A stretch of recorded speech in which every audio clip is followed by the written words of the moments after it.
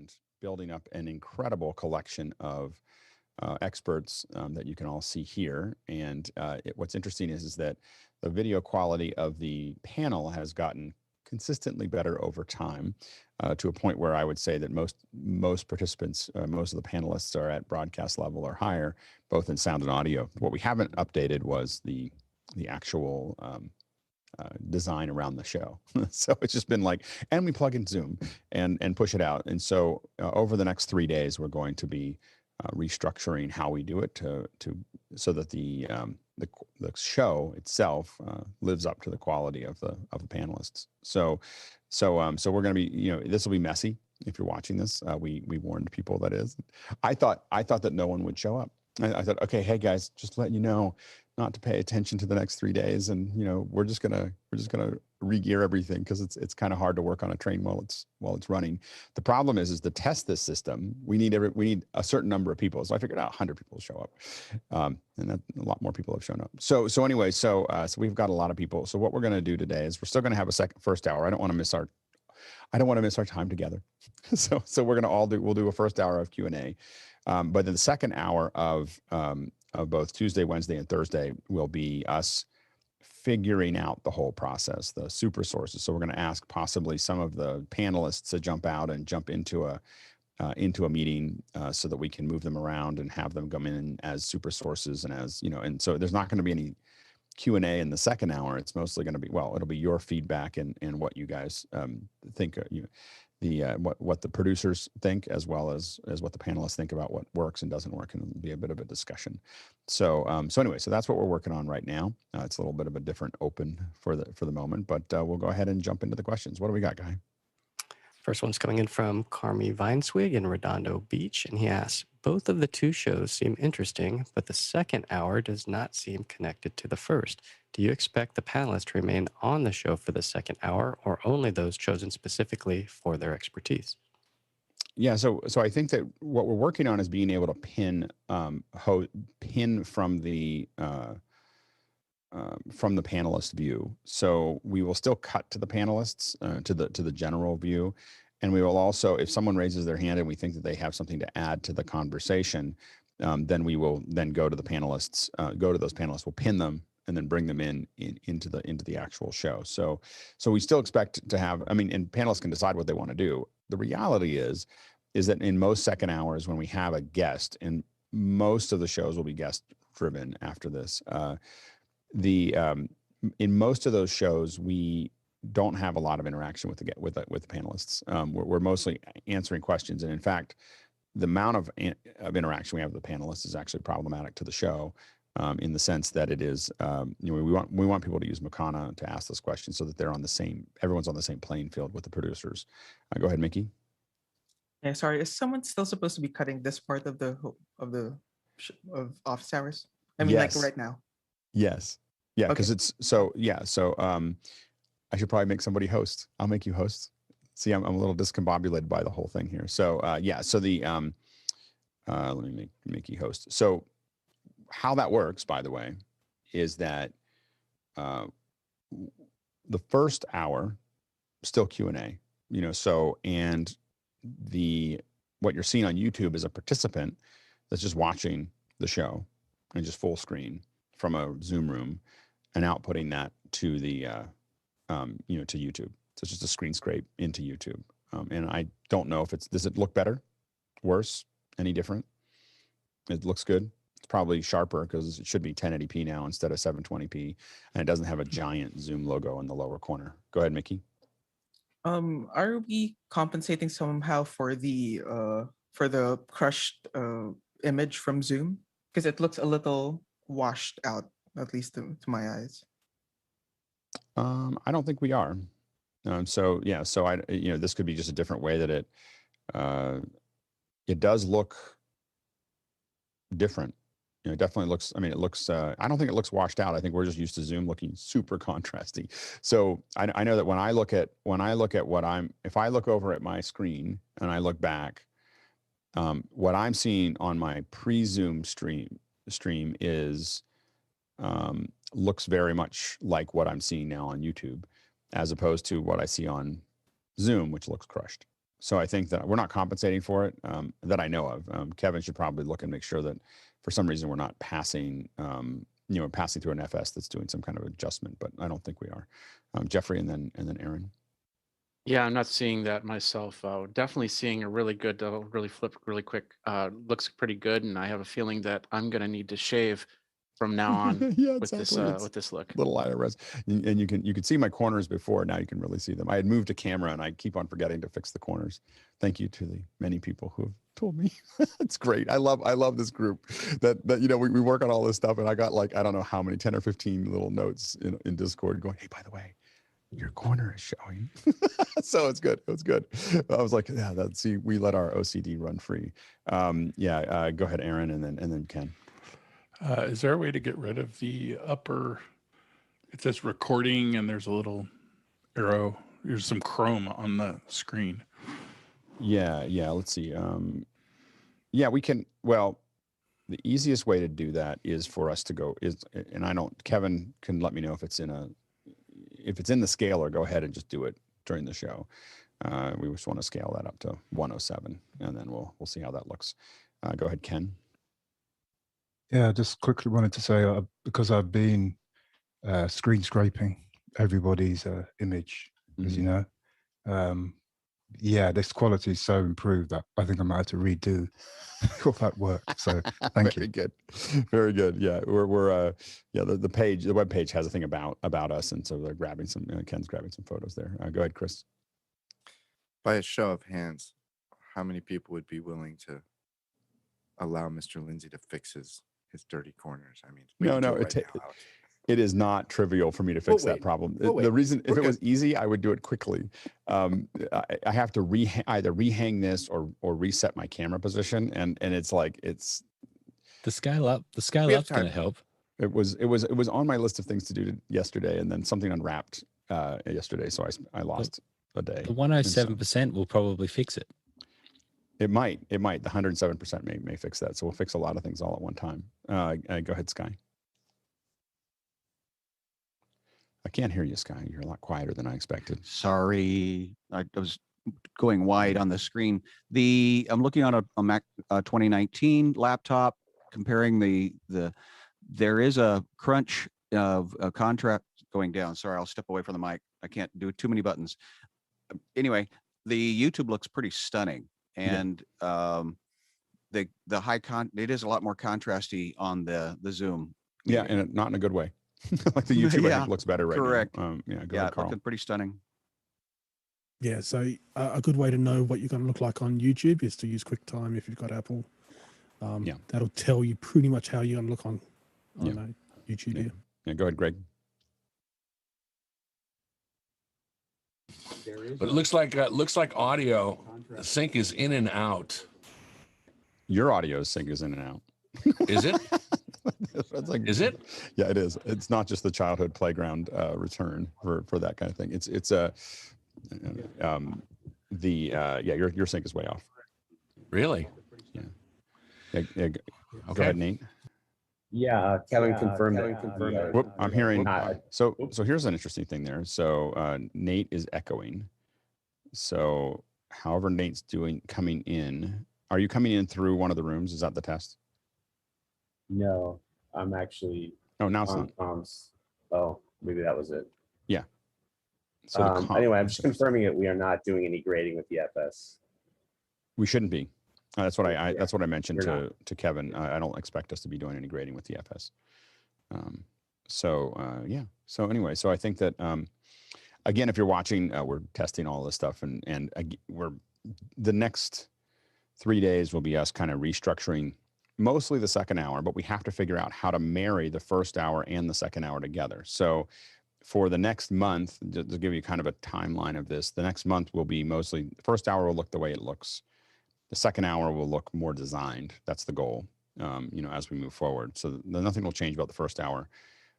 At some point, as we work with Andy at Liminal, Andy and the team, we're going to, Zoom ISO will take over and we'll be able to kind of rebuild all of this in real time inside of the Constellation. And so, or a variety of things, Constellation plus other things. And and that's going to let us have this show become extremely interactive as far as how you view it on YouTube. For us here, it'll all look the same, but for the folks watching the stream, so sometime in July we'll make that turn. You'll see us we'll be doing regearing possibly as often as once a week for the rest of June and July as we kind of build this up. I think that we're now at a point where we can do some pretty exciting things, and really change the way we think about how broadcast works, where we don't have, 3 pundits trying to do stuff. We have a panel of experts that we can interactively get to. So I think it's going to be interesting. All right, next question. Next one's coming in from Charles Klein, and he says, Audio 101, best approach to recording audio on a MixPre 3.2 that is generated from an iPhone app.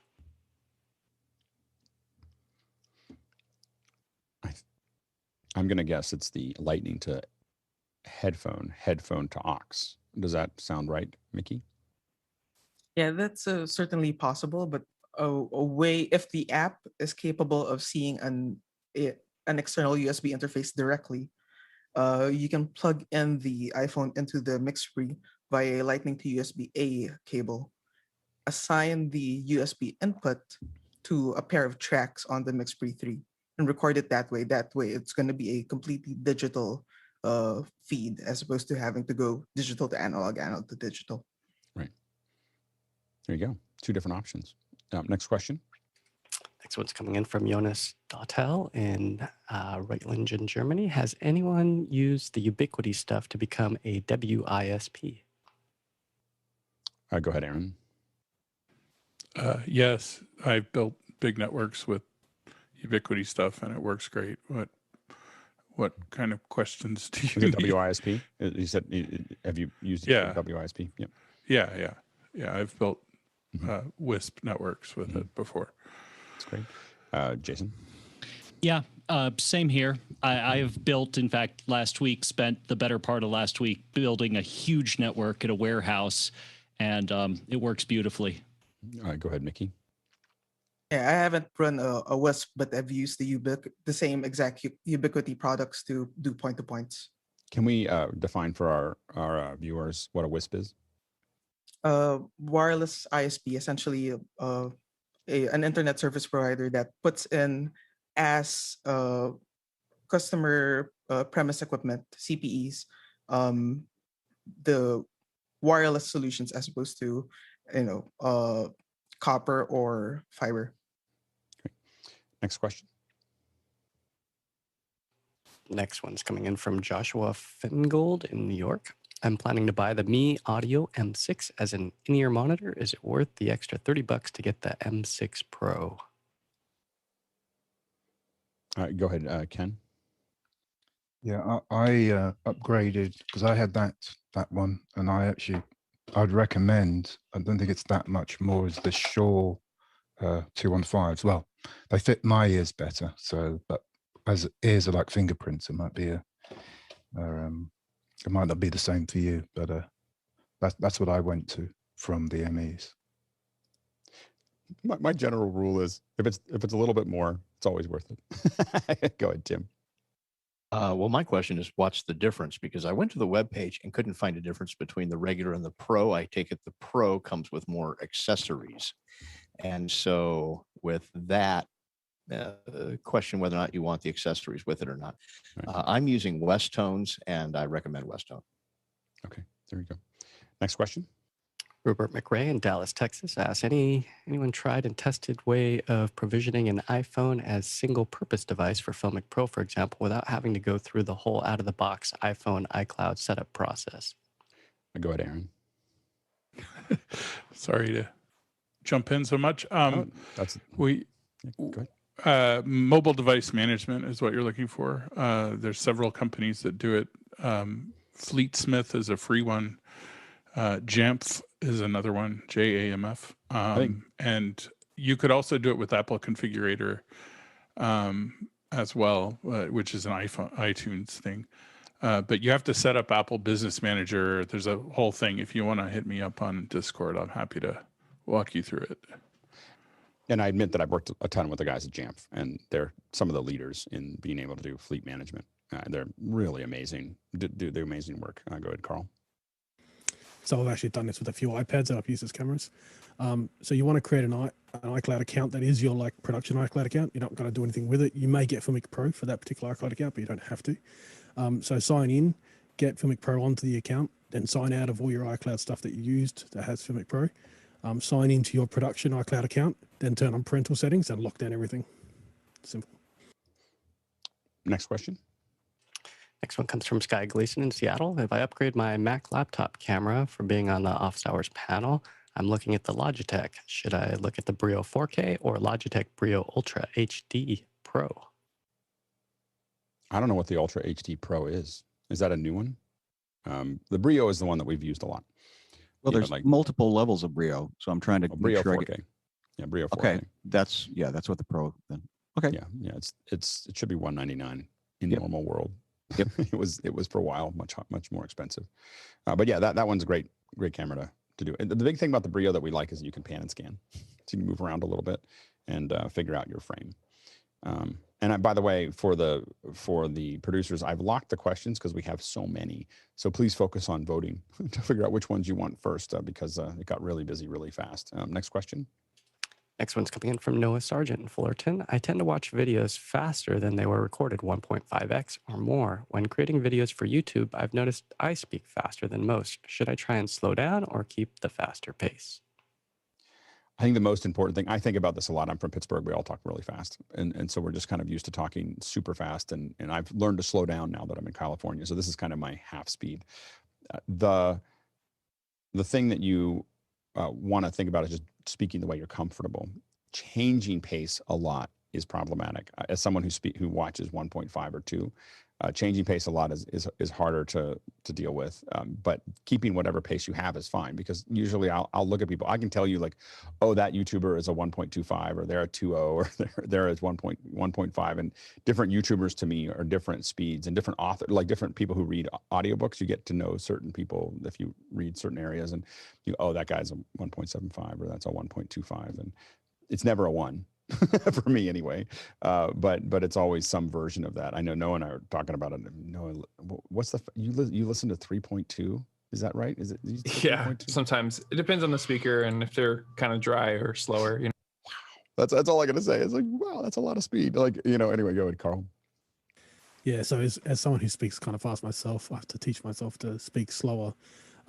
But yeah, I have the same issue where I'm like 1.5, 1.75 for most things I listen to as well. And I have learned to speak slower because it's easier for people to understand, and I feel like they can then speed it up if they don't like it. That's the best part of recording stuff instead of doing it live. Go ahead, Mark, and then Jeffrey, and then Chris. Yeah, I look at this through an accessibility lens. So I would caution you against speaking too quickly. Obviously, we don't want to bore people, but we want the information to be absorbed and clearly understood. So, yeah. Go ahead, Jeffrey. I find myself to speak a little bit faster here than on my YouTube channel. And if there was a 5.0, people would probably listen to that. But one thing that I always tell people, and this was back in the podcasting days, and still podcasting works on this, and of course this, is you can either get a metronome or an actual clock that ticks seconds, because then you can start following to the metronome pulse. If you have a light on it rather than a click sound, that works better. And then you can start working on your tones and your beats there. I don't. It's too much thinking for me. I usually am just saying what I'm going to say. Go ahead, Chris. So, Alex, I have a question for you. What speed do you listen to music at? Oh, I listen to music at mostly 1.0, sometimes faster. I used to be a DJ, so sometimes I used to speed things up to 120 beats per second.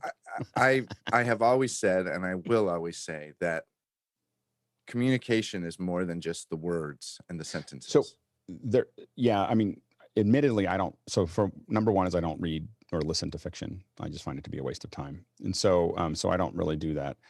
So that might be more of it. When it comes to information, the problem that I have is that I can't concentrate if it's 1.0. So I realized that was part of my problem in school. That was my problem with everything else, was that people weren't talking fast enough. And so I was filling in spaces between every word. I was having 3 or 4 other thoughts, and so what by speeding it up, it's not that it actually makes it easier for me to understand. So I actually can concentrate on something at a higher speed than I can. And it was a huge opening for me to realize. I read something about it, after, but I've been doing it for years, and I realized that it's just easier for me to concentrate on it. That when it's going faster. And so I get to a point where I'm comfortable with that, and that comfort level keeps on increasing. I admit, that my comfort level keeps on, my brain keeps on processing. But what's interesting is that it's harder and harder and harder for me to listen to 1.0 as I get used to faster speeds. Like I every once in a while I take an Audible book and I go back to 1.0 and I go, oh my gosh, like I would die if I was listening to this. So I go back up, but all my stuff is all nonfiction or philosophy. It's nonfiction, philosophy, that kind of thing. So I don't. Those are there it's are there people that you can't have conversations with because they speak? Yeah, there's definitely people I can't talk to because they talk too slow.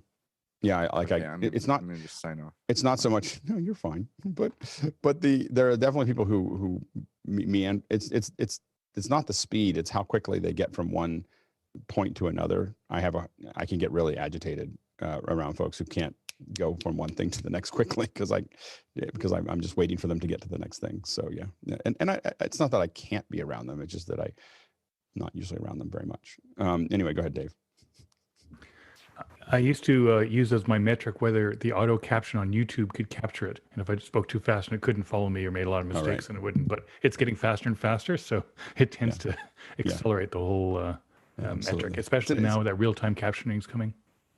Yeah, it's an interesting puzzle, though. I definitely. But one of the reasons I'm a big fan of flipping the classroom, I'm thinking a lot about schools right now, is because it lets some of the students go faster and some of the students rewind.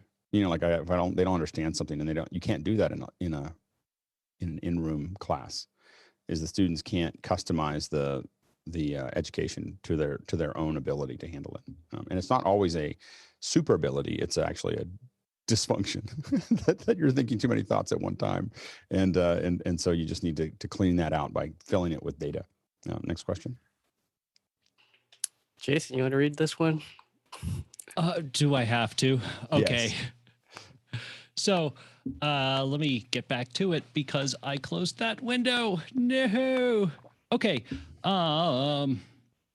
And now it's closed. I'm sorry. Can you get it? Dante, I'll go ahead. Go ahead. I'll go ahead and read it, Jason. I was just throwing the ball back at you because this one's going to be a fun one. Dante's input permit plus 24 dBu / plus 4 dBu / 0 dBu / 0 dBV / minus 10 dBV. Dante's output permit plus 18 dBu / 18 or plus 4 dBu / 0 dBu 0 dBV / negative 10 dBV. I'm accustomed to mic and line level. What should I use for my normal line in out setup? Yeah, go ahead, Mickey. Yeah, this doesn't sound like something specific to Dante. It sounds like it's equipment specific. So what piece of equipment are you seeing these options in? You mean which Dante equipment or which of my rig? Yeah, which Dante enabled piece of equipment? The AVIO network adapter, like the standard analog input and standard analog output. I'll put the link in the chat. Go ahead, Greg. Yeah, typically, if you see XLR connections, it's +4. If you see, jack or mini jack, it's -10. There's two line levels is the issue. There's professional line level, which is +4, and consumer line level, which is -10. Yeah, the part that bakes my noodle is that it says 0 dBu and 0 dBV. I've never seen that before anywhere. Right, Mickey, can you help? Never mind. Yeah, essentially these set what the Avio's reference level is at. As Greg mentioned, professional line level is at +4 dBu, and consumer line level is at -10 dBV. It's at a different. They're measured at a different scale. Go ahead, Tim. Okay. You caught me when I was looking for something else. Biamp, I'll put a link in Mukana chat, has an explanation of that. But the quick and dirty is that 0dBu and 0dBV have a 1/4 volt output difference. 0dBvu or dBu is 0.775 volts, and dBV at 0 is 1 volt. And how does that affect folks that are plugging it in? Well, that obviously affects it. One signal is hotter or not as hot as the other. By how much? By Mickey, help me on the dB conversion here. Very roughly in terms of decibels, it's going to be around a 13 dB difference, roughly. Wow. Okay. Next question. Wow, that was some noodle bacon. Yeah. Thanks, Jason. Douglas Carmichael, how are you streaming the Zoom display without the Zoom watermark? It looks incredible. So what we're doing here is that we have another Zoom room that is just a participant in Zoom, and we're taking that output and we're just streaming it out to YouTube. So we're just passing that Zoom room through a Constellation switcher, which you don't need, but and then into Zoom through an encoder.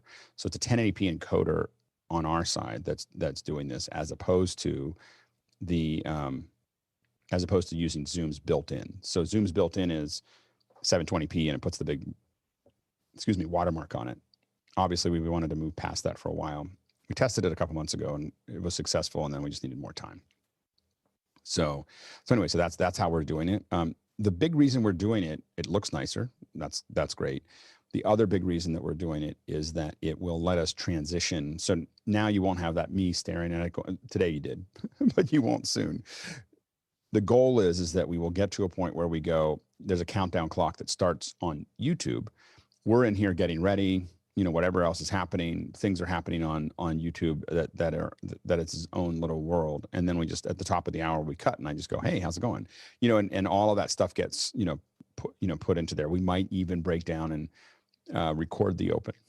So, which I've resisted, but I'm now to the point where I don't change it very much. It's wavered wildly for a while, but that may become part of the pre-show. We'll see.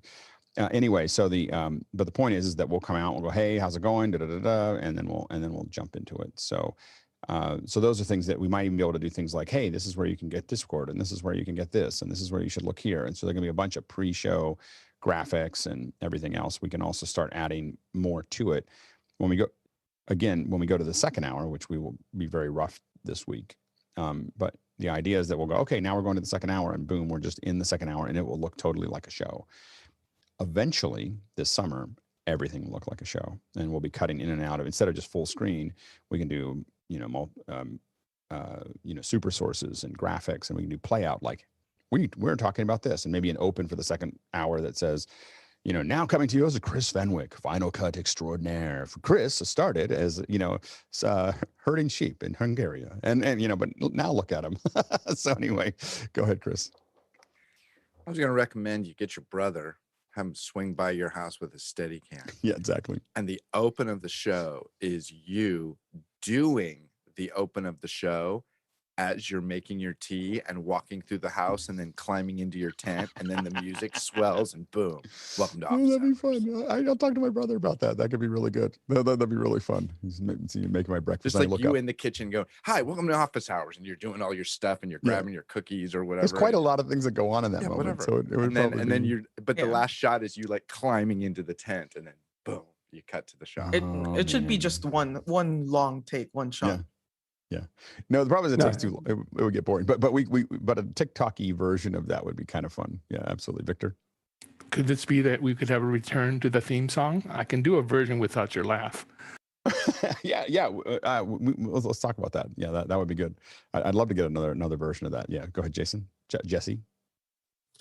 Yeah, I think that'd be great. It's a little bit like the Jimmy Fallon Open during COVID, where it's pretty informal, the way he walked over like traffic cones and all that stuff. But I can also go, like, if you've got any questions, make sure to go to Mukana. If you got while moving the scrambled eggs, go ahead, Sky, real quick. Would it be at 80 or 120 beats per second? That's the question. 120. 80 is absurd. Of course. Yeah. Go ahead, Mickey. Yeah, you should make sure though that when you shoot that, you should move the Constellation back into your living room, just for old time's sake. Yeah, that'd be good. Next question. Give it a Fonzie slap as you walk And by. speed Yeah, ramps exactly. in between so you can go fast and then slow down. Exactly. That'd be perfect. All right, next question's coming from, hey, Guy Cochran. Can Jeffrey share a resolution chart for us to check on YouTube and 1080? Does he have I Googled one? one. There was one from Abel Cine that might be anything you can Well, find. I don't know if I can't. But I bet you it looks yeah, that's the sharper. problem. Is that might cause a copyright. So Oh, what I right. We have just to did check which was- one. We'll have to build one to make sure Yeah, we don't get a copyright error. The best thing I can do is I just created a quick Photoshop, but of course I've got a bounding box, so it's not going to show Right. it. Yeah. But that's also, I also needed to make sure it wasn't 8K because we're only going up to 1080p. So if you have one, Yeah. let me know where it is, and then we can we can revisit that. Really, I think we can all agree, though, it looks sharper on YouTube than it did before. Next question. I think Jonas was on the same mindset here. He Yeah. says, is there a way to measure resolution when you get a video stream? Yeah. So what we do is a lot of times you'll see on charts. In fact, I think I have one here. Hold on. I think this will have one on it. Let me just pull it out here. Yep. So this is a small chroma devant chart, and you'll see these trumpets.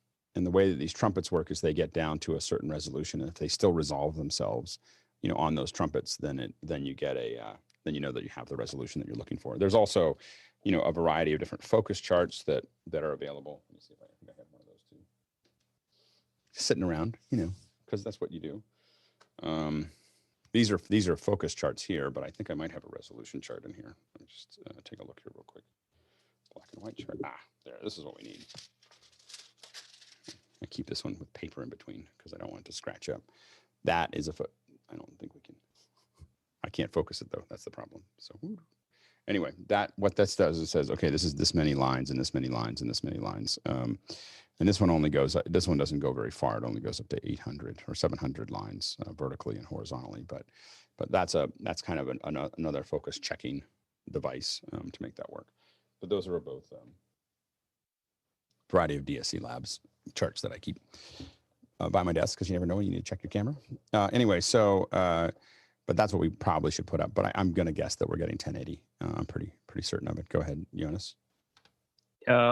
My question is if there's something digital. So, for example, I could have 100 Zoom clients that join a meeting all with the same chart and then do some computer vision to see, like, if there are special people that are. So there is a company called, and they're willing to come on, and I just haven't been able to follow up with them, called SRI, and they're out of Stanford Research Institute, I think, but anyway, SRI is they have a series of interrogation images that will tell you what resolution, it'll tell you what bit rate you're running at, it will tell you what bit depth you're running at, like everything, 422, 4444, like all of those things, just by looking at an image, it'll tell you what you're seeing, and it'll tell you what it went through. So literally, if it goes down and then back up again, it'll show you that somewhere in the pipeline this happened. It's the most amazing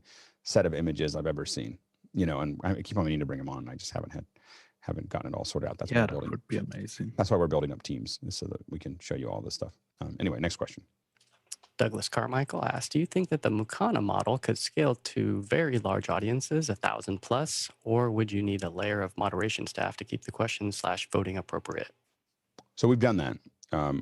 We use a very simple version of Mukana for office hours. There's bigger versions of it that do other things, and the sister application of Mukana is a thing called Commenda, and the highest number of interactions Commenda's managed is about 140,000 people or 160,000 people with 140,000 interactions a minute. So it definitely can scale up way above what we're doing here on our little show. The problem you get into, so our experience with Q&A, especially people that are excited about Q&A, like people who are actually asking questions, is that the velocity gets really good over 100, starts to pick up speed, and it's at its optimum at about, we're at about its optimum. We're a little over it. So about 250 to 300 is where you can for one person to answer questions or a group of people to answer questions, you get into about the right number. Once you start going over 300, you now need to either figure out you're not going to get to all the questions, or you have to start backhauling with moderators. And so we've had up to, I think, 6 or 8 moderators in the back end answering simple questions with text.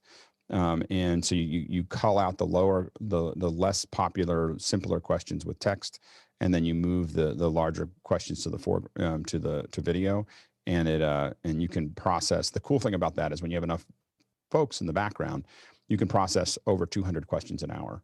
So if you're launching a product, or if you're doing something else, or you're trying to teach a lot of people something, there's an enormous amount of information that you can send out with that process. Go ahead, Dave. One of the challenges when you have that many people is that we all ask the same questions, slightly differently worded. So there's a company in Thought Exchange I did some work for that is doing auto theming. It says, oh, these people are all asking about Dante resolution. So there's 70 questions over that, and it kind of picks the top one of there, because otherwise you have thousands of questions, of which there's only 100. Yeah, and there's a couple ways to do that. we some of the ways we work on it is to mix and match human and computer assumptions. Give the human, here are all the options, here's the options, which one do you think is, and I think this one, but not. I have a tendency to add people back into the system. I feel like that's a key component. That when people do it automatically, I feel like it loses some edge. But you're right. It can be overwhelming to see thousands of questions at the same time. But usually we don't get that many. Like we haven't gotten to that scale where we had a lot of people respond to things, but we don't get hundreds of thousands of questions. I mean, usually it's going pretty well if you get 30 or 40 questions a minute, and that with 8 moderators is actually pretty manageable. Next question. Douglas Carmichael, can the Mukana platform be licensed for third-party event producers to use? Yeah, we license it right now. It's expensive to get set up at the moment. We're working on making that less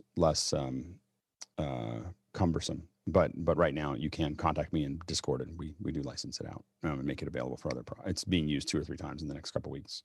Next question. Mark Giuliani in Alexandria, Virginia. What is the minimum bandwidth to pass 4K and 8K video to the internet? 1 meg.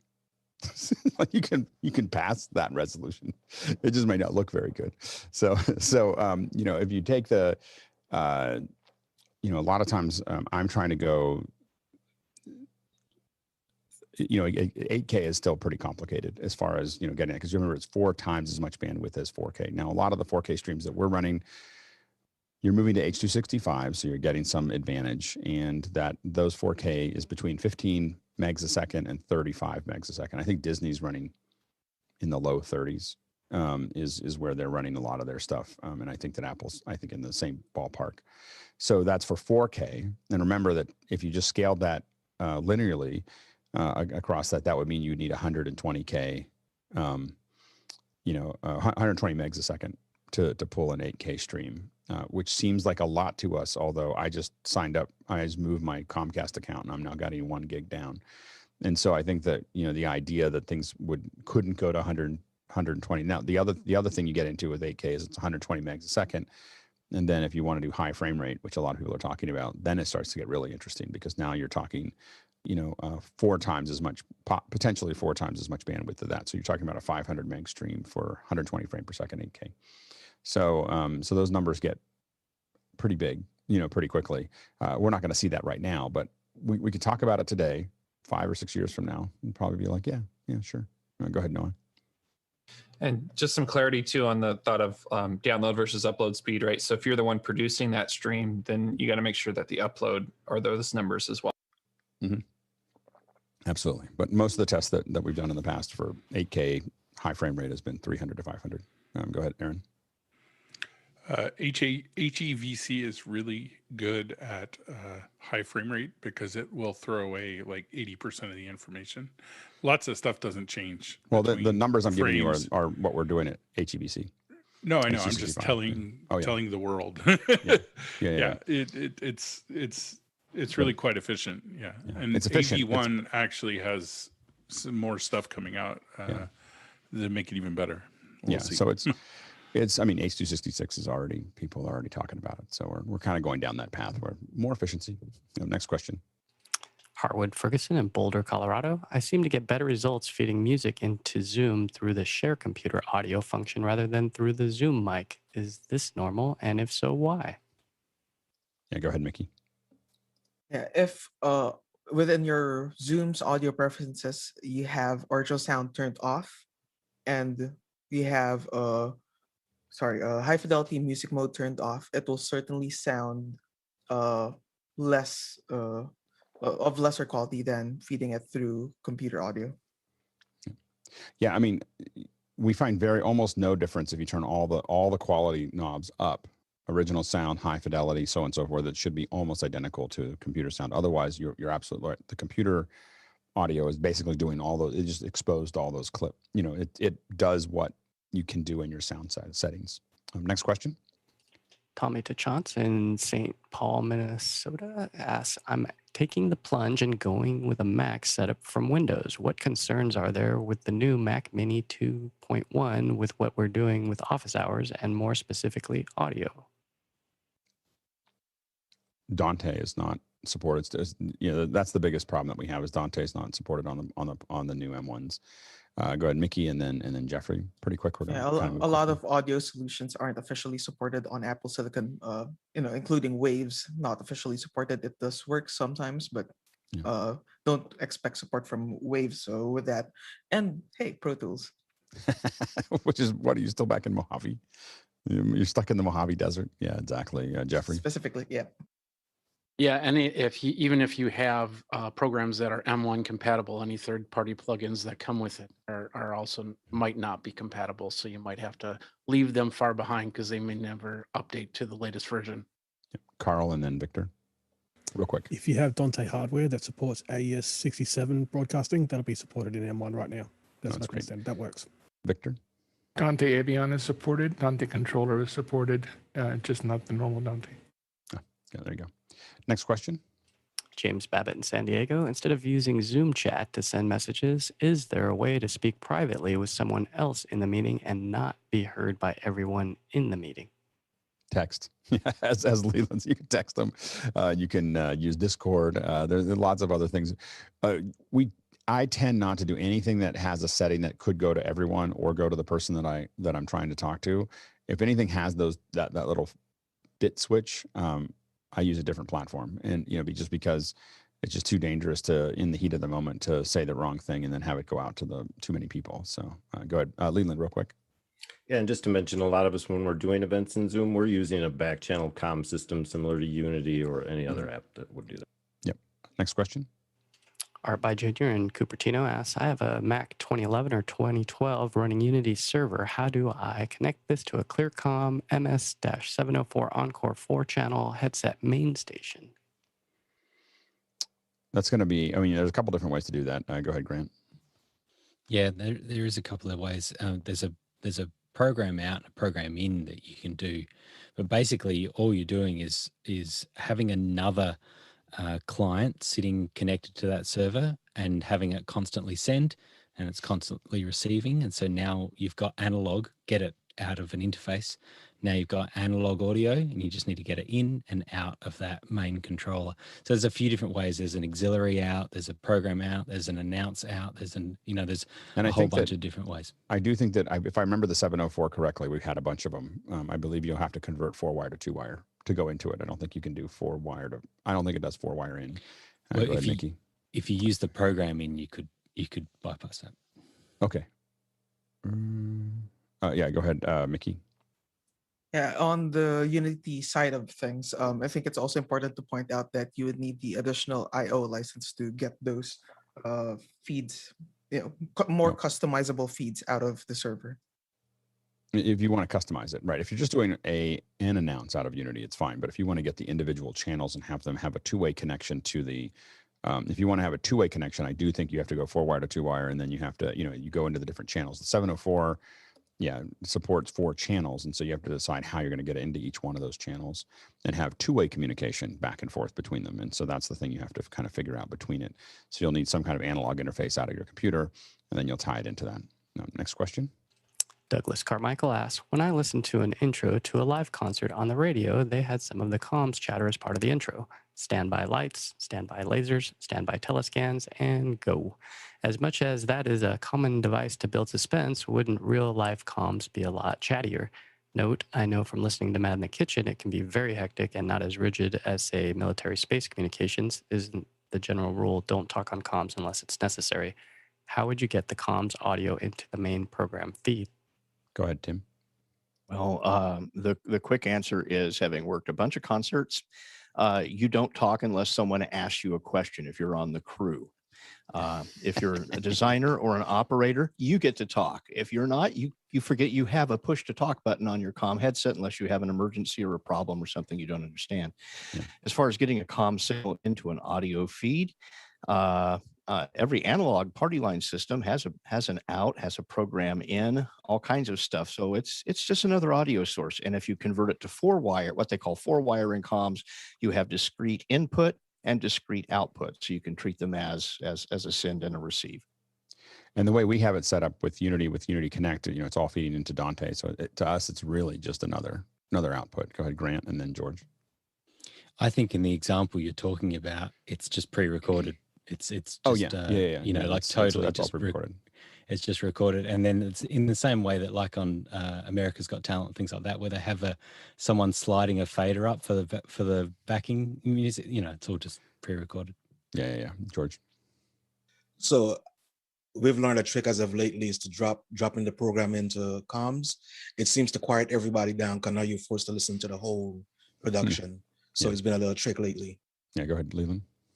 Yeah, not only can you bring the program into the comms, but if you use the PC app or at least the computer version of Unity, you can bring that signal by selecting your audio device into your mix. Right. Yeah, and it's really a fun way to have a pre-show if you're willing to do it. So, and if you have a clean crew, I think that while things get hectic with Mad in the Kitchen, we have a pretty clean crew. That's not it's not the norm in production. So, but I think that it's super compelling with a really well-organized crew, like a well-oiled crew doing that. That last 10 minutes is just amazing, because you have ready, lights, go, ready, go, ready, go. And you just see, and when you watch it, because I've just sat in the back for so many of those, and you have a great show caller, just a high preponderance of show callers are women with English accents, or at least the ones on the show. So it's just this great, like, let it go, and you see all the stuff firing, you see all the lights, and you see all the projection, and you see all the things that are, appearing all over the place. And it's the coolest way to open a show. It's just that most people are terrified of doing it because if something goes wrong, then you get to listen on comms to everyone trying to figure it out. Although it still would be a lot of people watching. All right, next question.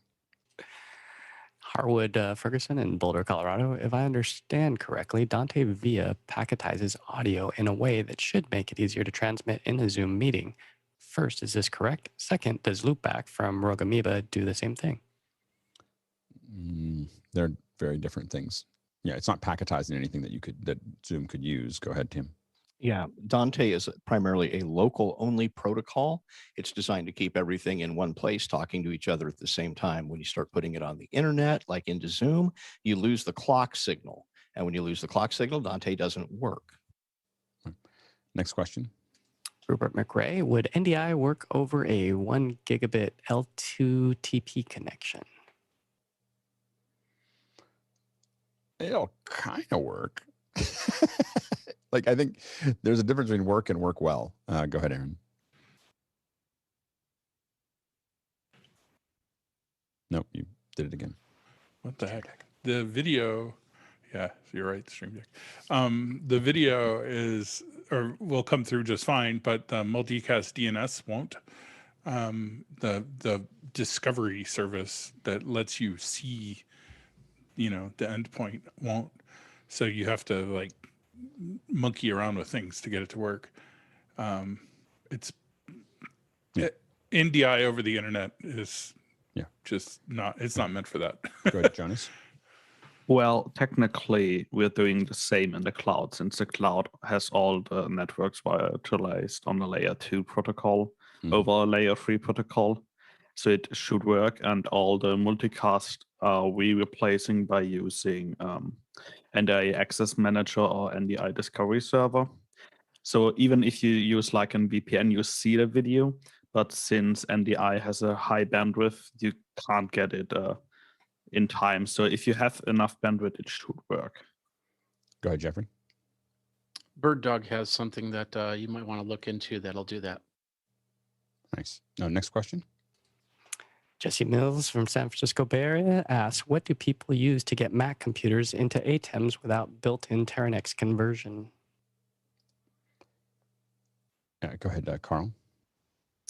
So the Mac Mini has an HDMI out, which will go straight into your ATEM. If you have something else other than a Mac Mini, then the Apple TV is the second best way. Just use AirPlay out of your Mac into the Apple TV into the ATEM. And then you can have essentially Thunderbolt to HDMI converters is another way to get from another Mac, like a laptop. Go ahead, Grant. Yeah, I was just going to add, I'm thinking about, because it's obviously an older ATEM that they're talking about, and so it may even be with the ones with SDI, and so a decimator, MXHD is a great way to go. It'll just clean it up. If you weren't doing that and you were doing something without a scaler, then the Black Magic ones tend to work better with the Macs than the decimator ones, the cheaper ones. So, but a decimator is just, it's the standard, and you always want one more than you pack. We used to make sure that everybody had in their backpack had a decimator, and what it meant is a big show that there's like 10 or 12 of us. There's 10 or 12 decimators that weren't accounted for that are somewhere in the system that you can glue things back together with. Go ahead, Mickey. Yes, I was going to mention the decimator as well. Yeah, a lot of us use it. They have a 4K one now, I think. So that'd be the only question if you're going to 2ME. So there is a 4K one. That took them forever. So a lot of us were in pain waiting for that. Go ahead, Beju. Yeah, one thing that if you can't put a scaler in the middle, you need a way to basically lock the EDID. So switch ResX or some other EDID manager will help with that to make sure it stays at the resolution that the switcher is expecting. Yep. Next question. Next one's coming in from Douglas Carmichael. Have you seen any live/broadcast sound engineers using Dante/open standard solutions for running plugins live instead of the de facto standard Waves SoundGrid? I know that SoundGrid has a latency advantage, but I've heard the Dante PCIe card can be just as performant. Go ahead, Mickey. Yeah, definitely. It's the low latency that would be the issue with the Dante Virtual Sound Card. Your lowest latency setting would be, I believe, 4 milliseconds, which is quite a bit. If you go with an actual hardware PCI card with ordinate chips in it, you can go sub-millisecond in terms of the latency.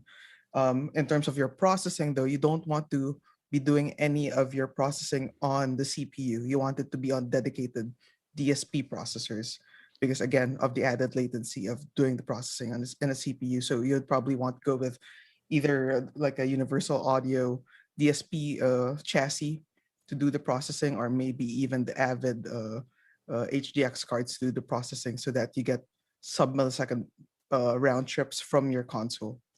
Go ahead, Tim.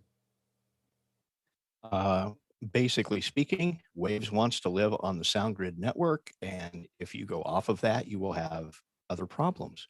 And even keeping all within the SoundGrid ecosystem, you will still have problems. I went through that the other night with an artist who spent 2 hours of his sound check on the phone with Claire Brothers getting support for their console and their redundant Waves SoundGrid servers. So the quick answer is stay with SoundGrid. Not that Tim was bitter. All right, next question. Alex 40 Goldner in London, Europe. Mac to iPad Pro HDR, excuse me, workflow. What is the workflow for exporting HDR video from my Mac and playing it on the iPad Pro? We're missing Charles today. Charles has been working on a lot of that, and he'd be the one that would be able to answer that question more effectively. So I know he's going to be missing a couple. We'll see him on the weekends. I'd probably ask it then. I got the iPad specifically to do that, and I have to admit that I've been so busy with a couple other things since my iPad arrived. I've mostly just watched movies on it at times, or picked up some stuff. So I haven't pushed it very hard yet. So yeah, I might have to ask that question again. I think. Go ahead, Alex. Actually, while I've been waiting, I've discovered that if you use the Apple device's 4K HEVC 10-bit in compressor with your on your 444 PQ file, then that'll play fine on the iPad Pro. So you can check it. One thing to really look at on the iPad Pro, again, is the Samsung samples that are hidden on YouTube. Like if you do Samsung HDR, some of their stuff, like that's where you really, they shot some really great examples that show you what HDR can do. So I would definitely check those out. Next question. Carmi Vineswig at Redondo Beach. It has been a long time since macOS was a platform for serious AAA gamers. What's the advent of Apple Silicon? Do you think that Apple wants to change that? And if so, what should/will they do? Go ahead, Carl. So Apple's into the Apple Arcade at the moment. That's where they're focusing. They may go into AAA, but Apple Arcade is more of a casual gaming platform, I believe. I think that we've talked about it before. I think that Apple generally is looking at what 90% of the people do 90% of the time, and AAA gamers is not in that zone. It's popular. There's lots of people that are really into it, but it's not 90%. It's 10%, 10%. So it's a large market compared to many other markets, but it's still a niche, of people who are really doing that, and it probably will remain so because casual gaming is actually become massive, and so. And then you have to deal with retro gaming. I bought an Atari 2600, not like the new rebuild of the 2600. What I was amazed at, it just showed up. And of course, I didn't try to figure it out. I just handed it to my son. I said, I need you to figure out how to get this connected to the TV. It took him. I figured, that'll be his day, Memorial Day or whatever. And it was 10 minutes, and he had it working. And I was after spending a large portion of my childhood, I was amazed at how quickly my brain went right back in Space Invaders and asteroids and other things to immediately solve the problem really, really fast. So you have retro gaming, you have casual gaming, you have a lot of these other options of, and I think that's, I don't think that Apple, I don't think that makes sense for them, I guess. It's not they should just leave that market alone, and let AAA gamers do their thing. I don't think that it matters to them. Go ahead, Courtney. Pretty much what you said, Alex. AAA gamers like to tweak their systems in order to squeeze the most performance and least latency out of them. So they'll put in, they'll overclock the video card, and Apple is so locked down they would never allow that stuff anyway. I mean, the reality is once we get to the Mac Pro may end up being considerably faster than any of the gaming PCs, because of the integrated software. It's mostly the integrated memory. With the GPU and the CPU, it doesn't matter whether they're individually faster. It's their access to the data is going to be much higher. And so there's a high probability that they could have a faster one, but I just don't think the game developers are focused on it either. So I think Apple will continue to focus on casual gaming where it makes sense for them and where they sell a lot of product. Next question. Last one on the first hour, Douglas Carmichael. What have your experiences been with the Waves SoundGrid platform on a separate VLAN with networks also carrying any other protocols? Tim is like, no. You haven't done it. No one's done that because it's scary. No input there. All right. Oh yeah, go ahead, Carl. So all the diagrams I've seen officially from Waves, it has the Waves connected directly to a Waves supported router directly to a console. They don't like going over networks. They like you going into the Waves support. They have a list of 3 or 4 Waves supported switches essentially. So they usually like it direct. So normally you would have your rack for your Waves just underneath the mixer. They're not talking long distance into a server room. You go ahead, Mickey.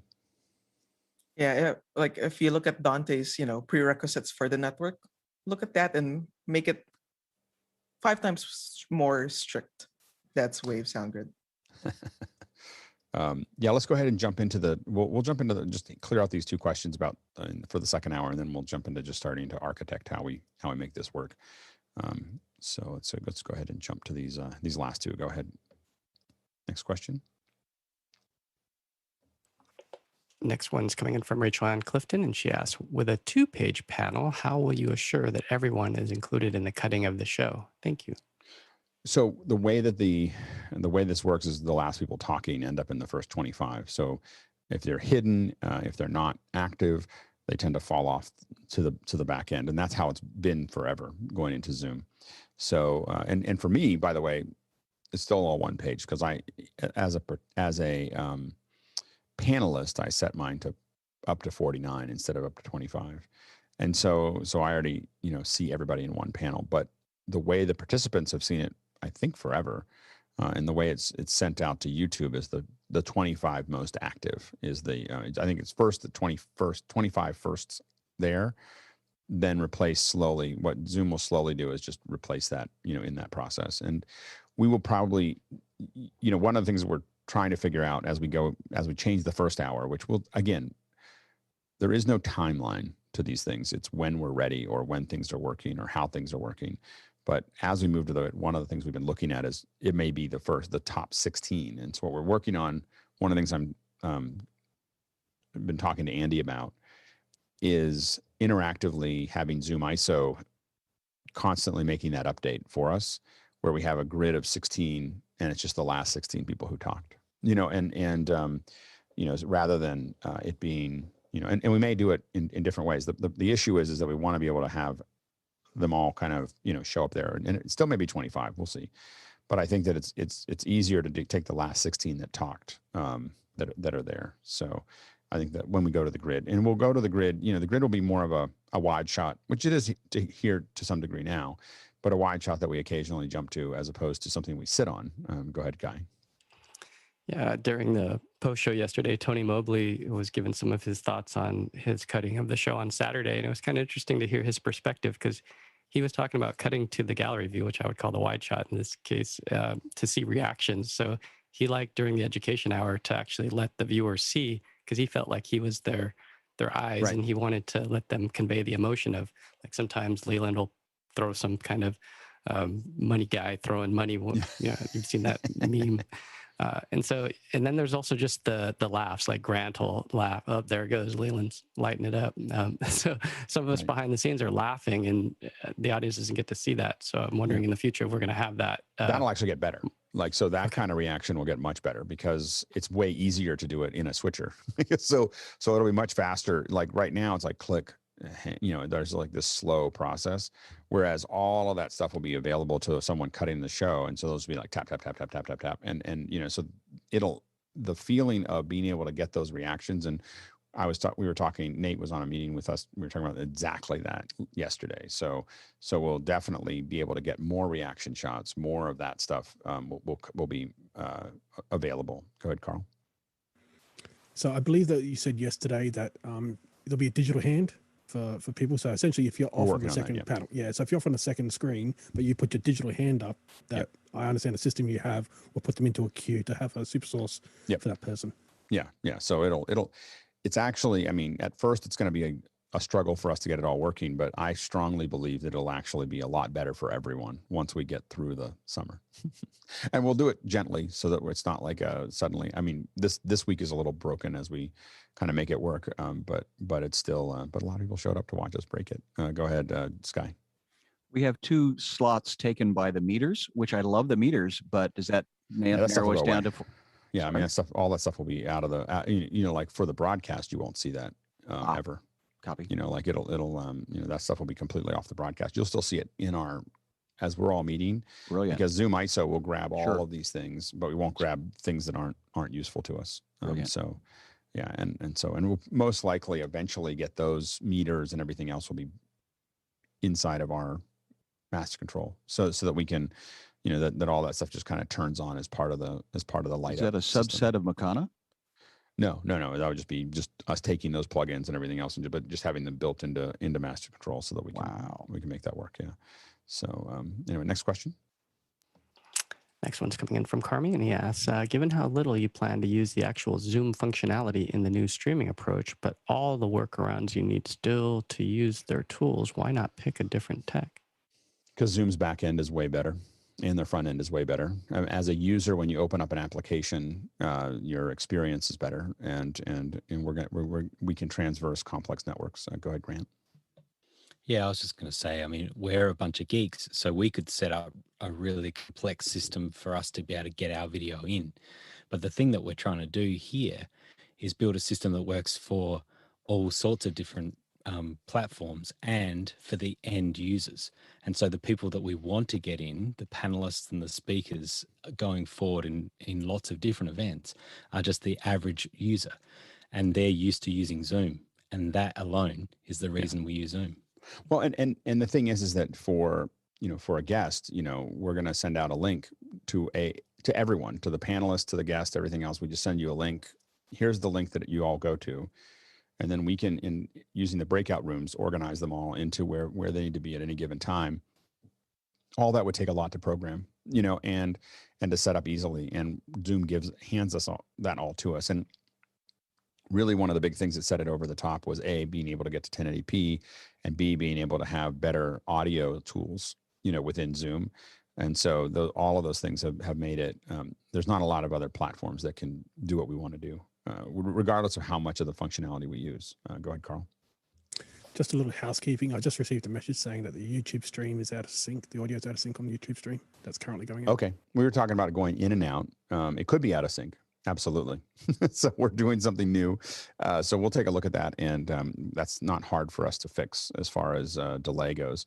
But thanks for letting us know. We're this is all first try. So, and if someone has an idea of how far out of sync, let us know, but we'll dial it in. In fact, we'll try to dial it in today if we can. Go ahead, Jeffrey.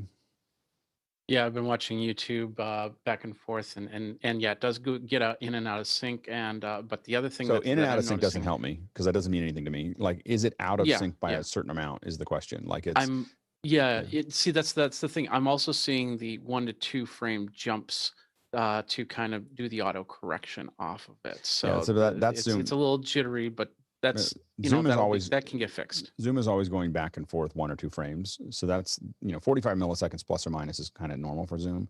But if people are talking about it being more out of sync than normal, then it is more out of sync than normal, and we have to know what that is. Go ahead, Mickey. Yeah, when this show started, I took a look at it, and it felt like somewhere in the range of it's significant, like 800 milliseconds. So, oh wow! Like a full I pipe. agree. A full pipe of delay needed. Okay. Yeah. So we should take a look at that. And again, if you're watching, we're figuring all this stuff out. And so this is the first time we've done this part. And when we did the earlier tests, I was sending audio and video out of Zoom through and embedded together, just into a ATEM mini and then into a link. And so this is new for us. And so we'll have to work on that pipeline, because we're taking Dante. The audio is a Dante path, and the video is a video path, and there definitely could be some offsets there. So we'll work on that. And for the guys listening in the studio, if you feel like you want to, we're experimenting today. So if you are able to dial it in the next 50 minutes, we would like to do that. Don't worry about the fact that we're talking. Go ahead, Courtney. And just looking at it now for a few seconds while you guys were talking there, it seems like the sync is varying depending upon who's talking. So, one person may be in close sync and they cut to somebody else, and they'll be further out of sync and they cut back and they'll be back in sync.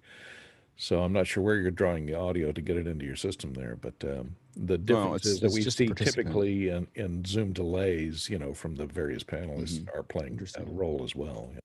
Yeah, go ahead, Chris, and then Jonas. Can't hear you, but you're in perfect sync. Right now it feels like it's about the audio precedes the video by approximately 2 seconds.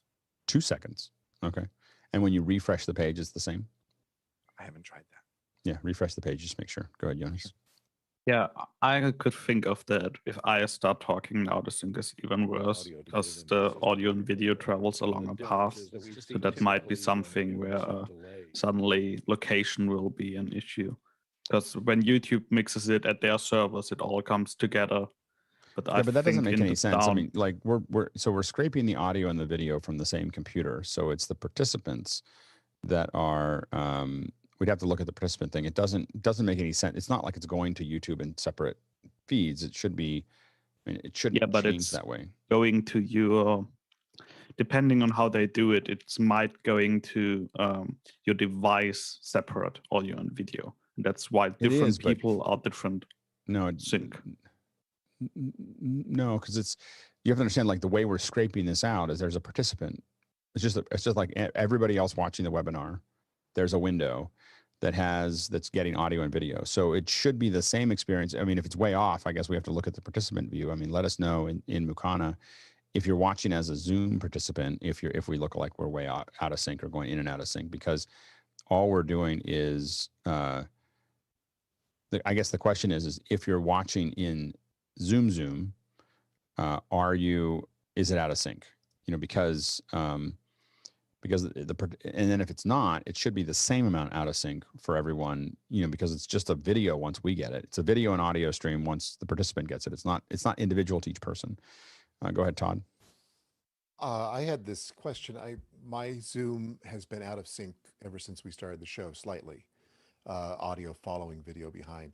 And that might just be only me. Chad says it's in sync as usual. But I started to look at my Zoom statistics, and I wondered if there's a way to take a look at that and to understand what's going on our individual thing, which impacts the whole. Well, you're about 2 frames off at least, you know, right now, just inside of Zoom. Right. Okay. So that's and so that's, I don't know if that even matters though, from what you all are doing. Well, we'd like to get it to a point where it was spot on, but you know, we get video. The main problem is that video and audio travel separately for a good reason. You can't have the audio crack up. You need to have it, you need to have that kind of work through it system. Gotcha. Sorry. So that's the issue is that you need to have, but the video, you can drop frames all the time, and that's what happens. That's why we go in and out of sync, is because video is getting dropped. Go ahead, Carl. Can I just suggest, while we're in this little testing mode, if we can have the YouTube stream be grid view, and we can check the delay, if there's any delay with the audio in the grid view versus the spotlight view. I have a feeling that spotlight is like 2 seconds, grid view is about half a second. But I guess that would still be a participant thing, right? Go ahead. It should look the same for the participants. Like, it's just a participant view. Like, so go ahead, Mickey. Yeah, the thing with grid view is that it will always pull a lesser frame rate from each person compared to active speaker view.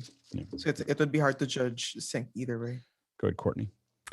Yeah, and one question, are you bringing in, into your system, Alex, you're bringing in audio separately from each scraped image. Do you have a method of delaying different delays? It's not each scraped image. That's the issue. Is all we're bringing in right now is a screen scrape of the participant view with the audio. So people aren't being treated right now separately at all.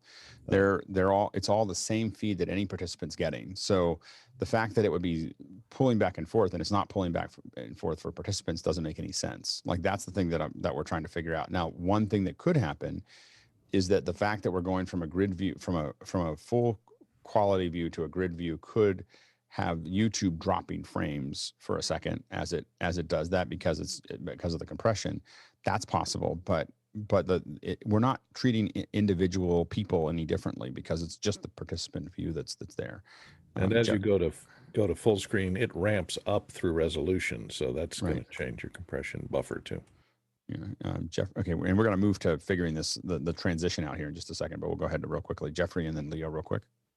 Yeah, that's what I was going to say. You go from 360 to, and Courtney's at 720, Alex is at 1080, but it shouldn't, again, and then you have that whole ramp up from there. I get it, but it shouldn't make any difference. It doesn't affect it for the participants though. like it's like at the beginning it should, yeah. No, but it's people are saying that the YouTube stream is out of sync more than a participant view, and that doesn't make any sense. Like, it doesn't make sense for there to be a huge change in sync for a YouTube stream that's essentially screen scraping the same thing that everyone's watching in participant, because somebody in the chat said mine and Jonas's video is spot on when where somebody like I'm not sure it doesn't not for me go. Either, so it's, go ahead, Leo. Okay. Well, yeah, we'll have to look at it later. Yeah. So I've noticed this in the last couple of days, particularly on Jeffrey. I've noticed that he has been the one that suddenly comes in. I can hear Jeffrey and his picture stutters when he comes through on my view on my second screen, because I've got the second screen running as there. But and it's just how your scraping machine is picking it up, and I could see it jumping in and out. Like for instance, like you're 300 or 400 milliseconds off right now for me. So that's the other thing that's interesting. Go ahead, Chris. Are you using different breakout rooms to grab different things yet? No, not yet. Okay. Yeah, I mean, again, this is just all a whole screen just going into the system and passing through it. We're about to start doing that in a second. I do have a theory as we keep on talking that, Mickey, are you in grid view right now? Are you in? Right now I am. Okay, stay in grid view. Leo, I want you to talk again. Okay, so this is Leo Mindell coming in from London, the UK. I've just been out in some very nice weather in the UK, and it's hot for us. It's not happening with you. Todd, can you don't solo anyone? Nikki, Todd, can you talk? Yes, I can. This is Todd Reynolds coming in from North Adams, Massachusetts. Rubber baby buggy bumpers. Okay, now Mickey, can you spotlight, or not spotlight, but pin, or however you're doing it with Todd? Todd, can you talk again? Rubber baby buggy bumpers are what I buy for I don't know what. No, that's not. One theory that I had related to that was that it's the full screen versus, when it goes up to the higher bit rate, that it's Zoom that's falling behind, in that sense, not some kind of screen scrape. Go ahead, Leo, and then Mickey. I think it's Zoom falls behind when somebody hasn't been talking for a really long time. So normally Jeffrey comes in, Jeffrey pops in the conversation every 4 or 5 minutes rather than consistent. So if you went and chose somebody who hasn't spoken for a while, that may be when you're going to get the delay. Right. Okay. Anyway, so we'll think about that. Again, it's not logical to have it be something different than the participants. Anyway, so now what we're going to do is, and I think that Nate's going to have to let us know how he wants to do this. We're going to probably grab a couple folks and put them into the individual ones. Yeah, exactly. Chris, you're going. Leo, I want to get a couple people from different parts of the world. So Chris and Leo. It'd also be good to look at different types of cameras Grant too, possibly. Yeah. Let's see here. I think that how many, Nate, you'll have to let us know how many you want. Hello, Nate. Can you hear Hey, us? sorry, Kevin was talking in my ear there. So he had a thought about there are no, what was that, Kevin? Sorry. Talking to Kevin. So, yeah, does he need to create new meetings with breakout rooms for these ISOs to come in? Yes. Okay, yes, Kevin. And I'm, and Alex, have you created that meeting he's asking? No, I haven't. that would be something that needs to happen in master control. Yeah. So this is what we're figuring out. Oh, right. And then I've got, I can basically accommodate 5. And for 5. Okay, great. Yeah. So, so we'll have, let's see, it'll be Chris and Leo and Grant and let's see here. Just trying to cover different distances. Africa. Hasmuk. Oh, yeah, Hasmuk. There we go. Jonas. And Sky for the no, he's still in the US. visual Hold on, effect. we're still here. So the Mickey, we're going to drag Mickey into it too. So because I just want to cover as many places in the world as possible for this test. So I don't Alex know who I just Lindsay said. is the only person in the world. Okay, that can who should drag I hand over 200 host people into to? a test. They can what? They can drag 200 people into a test. It's not 200, it's 300. Look at YouTube. There's 300 people watching us figure this out. So You're not so host anyway. anymore, Mickey. Yes, I am.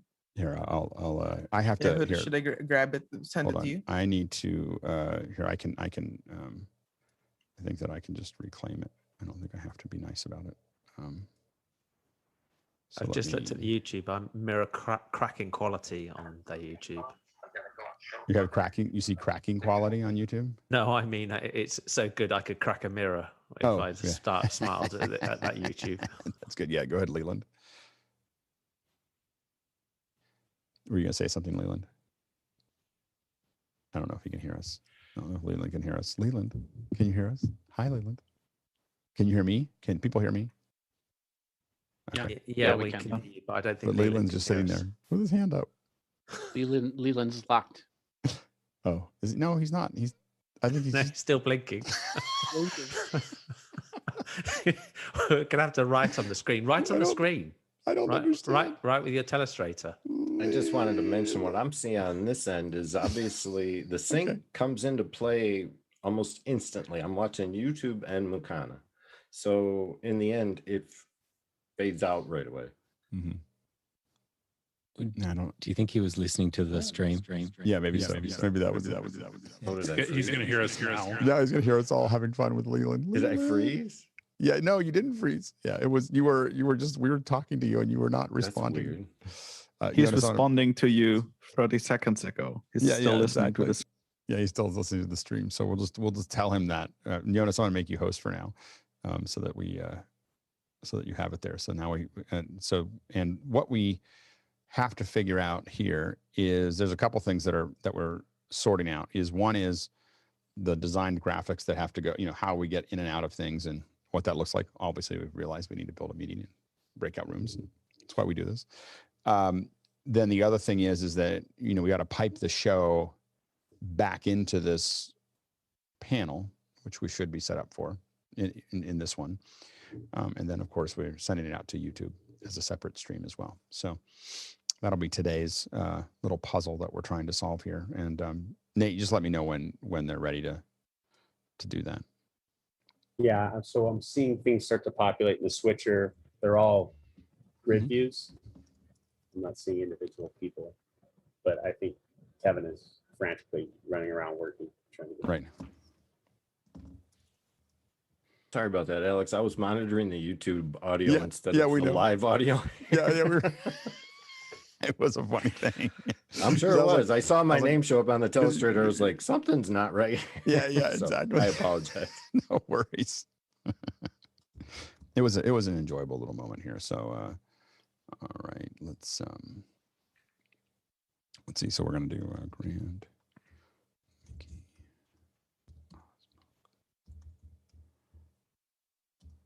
Did you get the meeting ID, Alex? I have not got it yet. I'll pass it to you all in a second when I get it. Who else did we say we were going to do? Leo. I mean, sure. Yeah, Hanson has it ready, I think. Okay, he just has to. I don't know if he texted it to me yet or not. Let's see here. Oh, you just sent the meeting ID. Okay.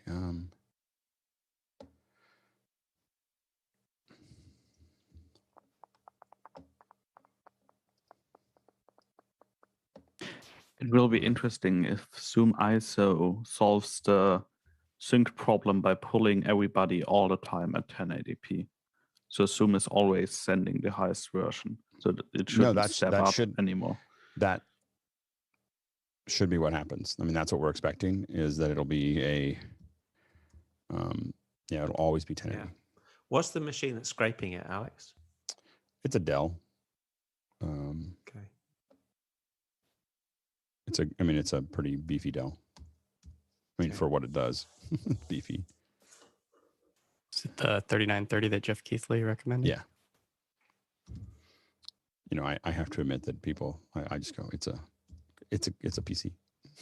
It seems to have a Dell logo on the front. I don't know. Jeff Keithley sent me something and we did it. All right, so I've sent the user ID to 4, and then I'll jump in as well. Let's see, I'm just confirming that Jonas is the host, so this won't end when I leave. But the good news is that it won't end the stream no matter what. so anyway, so I'm gonna jump. There's no password on that one. Just we can go straight in. Oh, I don't know. It might be. Where did you send that link? We may be gone and never return. We may not. We'll just come back to this one if we It's in Discord. Yeah, so I sent it to each one of you in Discord to get in there. So stand by. So we're staying in. We are staying. I have no messages from Alex, Lindsay, and Chris was the last one. Sorry, I forgot about you. We need to leave this meeting and join the other. Yeah, leave this meeting and join that. The other one, sure. And the rest of us stay here. The rest of you stay here, and we should come in as a show. Chris, did you get that? For some reason, my thing isn't loading. There it is. Okay. All right. So we're going to drop out, and we will come back, and we'll be in a program environment of some kind.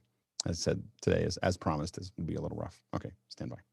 Be good while we're away. Yeah. So when they come back in, Jeffrey, they will show up as an additional user, as additional panelist in this webinar meeting? Yeah, that's what I was expecting. Okay.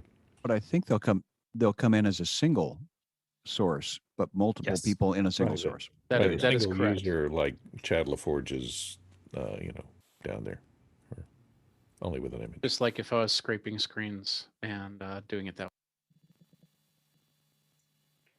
Jonas, can we check a 2-up while we're in limbo here? So multi-spotlight like Jim and somebody else. Ken's always good looking. Those two. And see how that looks. Oh, me and one other person. Or 4 or 5. Hello, hello. Spotlight Ken. I am in a breakout room. Well, they just switched to the other meeting. Did they just switch to the other one? Oh, now we're not on YouTube. The stream will begin. I am in a breakout. But the quality on the multi-pin is not good. It's not good. It's side by side. Yep, I can hear you. Their versions The look way first better. one Can you is hear me? 360p in my test, and the second one is in 180 even. So, but it kind of pops when whoever's talking. I don't know if somebody in chat can tell me. Do I appear higher resolution for a second while I'm talking? And then if Ken, can you? Yeah, Peter Piper picked a pack of pickled peppers. Doesn't change for me. Yeah, I think once Ken- you're spotlit, then you're at the fixed resolution. Ken dropped to 1280 once he started talking. They need to talk Interesting. back and forth without anybody else talking, so I can see it. And yeah. Okay. So is that VSS is is that Commodore 64 on the shelf behind People you? will, Check. will get Yeah, that's there. the Commodore 64 that I got in Oh, I'm hearing 1985. Well, my dad got it, and I got to use it. Program I remember getting Or I'm hearing magazines mine in the mail where I would sit there and line by line type in code. How 10, many breakout rooms do we 20, have here? We have Hasmuk and You'd spend like an hour, and then you'd push one button, and it would be like, "Oh, you had an Breakout error. room Whoops, 6. do it again. You missed one character. Now your program doesn't work." For you. Yeah, the Days of ZX. childhood. Was it ZX81? 3, 4, was my 5, first 6, computer. 7. And then I had an 100. But yeah, I remember the days in the magazine and having to All right. Okay. type in the Hey, code. hey, hey. Now kids just go download an app from the App Store, and they're off to the races. Oh, neat. Okay, yeah, not seeing anything like the ramp up you're talking about. So in a back and forth between. Should I do it two right people, at the 0? So I didn't get. I think we kind of went to go. You want to?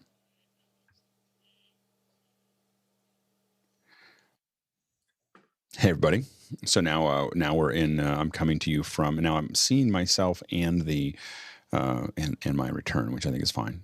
So that's something we'll have to figure out though, whether we want to do that or not. I guess I see only myself as a return over there. So that seems to work. I just have to. Oh, hey. Grab onto it. Can you guys hear me okay? Oh, look at that. I can hear you. So there we go. So now hopefully that's going out to YouTube. And it's kind of as a quick layout. So now we have it. It feels like the Brady Bunch for some reason. You look at it, it's a grid view when it's in Zoom, but it's the Brady Bunch when we do it here. So I think we're still waiting to put in, I guess we're still waiting to line up Fenwick and who else are we missing here? Yes. Who else did we have? Who did I host that? Too much Grant, not enough Fenwick. Too much Grant, not Come enough on. Fenwick. Yeah. There's a title for the show right there. Show Too is much Grant, bogus. not enough Fenwick. Let's see here. Who do we have? Always living in your shadows, Grant. Was I missing? Hold on. I guess I thought it was 5, as opposed to. I thought it was 5 total. We could grab one more person. Let's see here. Let me. And can you guys hear me in the Zoom panel? Yeah, we can hear you. Yeah. Yes. Yep. Okay. So and then is this what's going out to YouTube? So it's just this white. I'm looking at YouTube right now, seeing exactly what I see in Zoom. Great. So now we're there. I think that we're going to need, if we're going to interact with the panel, again, in this show, we'll mostly be talking to different people, as we go through that. Now, and then, there's the panel there, so I can see him. Yeah, so we can see the panel. Mm-hmm. Yes. Mm-hmm. Yeah.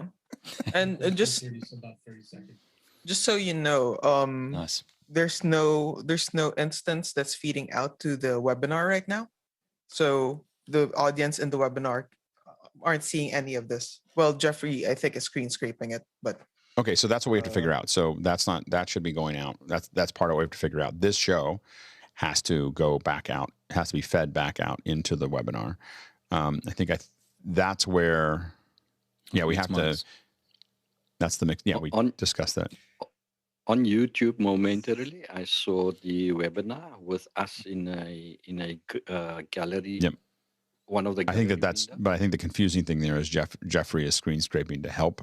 But I think it confused us because we thought that it was getting out there. So we have to have a computer that's going back into the webinar that is feeding full bandwidth. So if Hanson is listening, should we bring PC9 into the webinar? Yeah, I think so. Yeah, I think we bring PC9 into the webinar, and then that we have to feed that. But that gets into the mix minus that we've discussed in the past, which is that we have to be able to have the audio.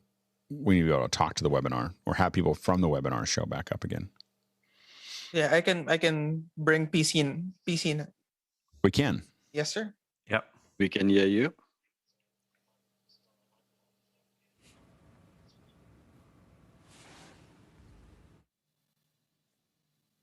We're gonna be introduced into this thing. So full bandwidth. So if Aaron, please turn off your 10 is being used for Nate's multi-view. I don't quite understand that.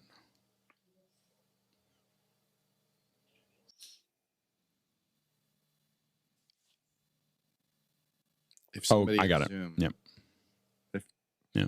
somebody, I only hear Alex now.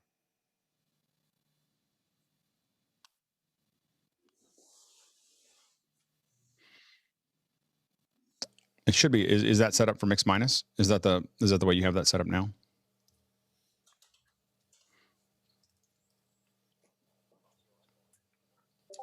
I guess let me check on the audio. Well, yeah. So it should be.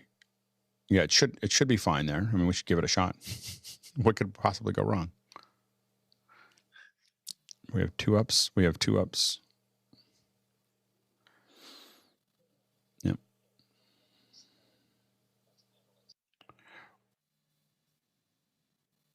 Okay. You're going to put PC8 into the system.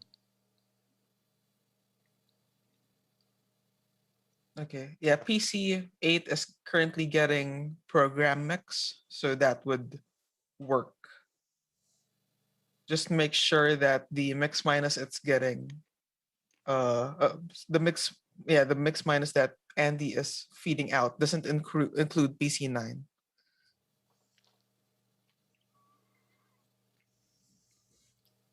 And this is why we have to do it in front of everybody, because we have to figure this all out.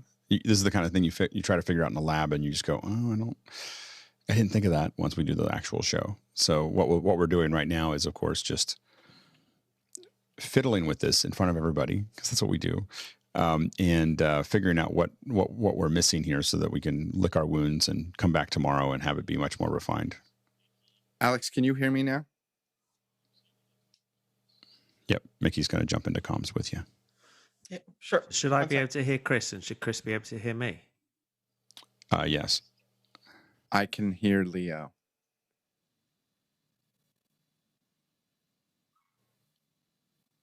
No, I think you need to raise a digital hand for us to show back up in the webinar. And this is where, we're trying to figure out, we're trying to figure this part out. This is why eventually the webinar won't happen. Because it's like there's an extra layer for the viewers. It's an extra layer of process for us. I mean, we still have to have the panelists be able to do this, but being able to stream back into the webinar is the part that is, the more I think about it, the more complicated it gets. So, because it's not really spot lit, it is going to be, I guess it just needs to be in speaker mode, because in general, the show will be speaker mode. And if someone talks in the, sorry? Oh, Zoom Rooms 8 is in. So now do people in the webinar see the program? Do they see our program? And Chris is, by the way, from an audio perspective, Chris is saying he only hears me, which is the most important thing. It's just to hear me. It's all about me, me, me. So I'm going to be somewhat dependent on, let's see. This is how we do all the big events that we do with multiple meetings, and just have a production, a switched input going into each one of those meetings. And if someone does speak from it, it just comes back out, which means that the participants in that meeting see it twice. They're seeing it from within the meeting. They're seeing the person speak. And then and I think that's going to be the advantage of a slight delay. Is that we'll be able to get rid of that, because we just decide what they're going to see in the return. Yeah, no, not for everyone else, but just for the people that are in that meeting. Right. Because, they become the active speaker. Right. And so you can spotlight, you can sort of play around, but if you spotlight, then you don't get a full frame of that person coming out.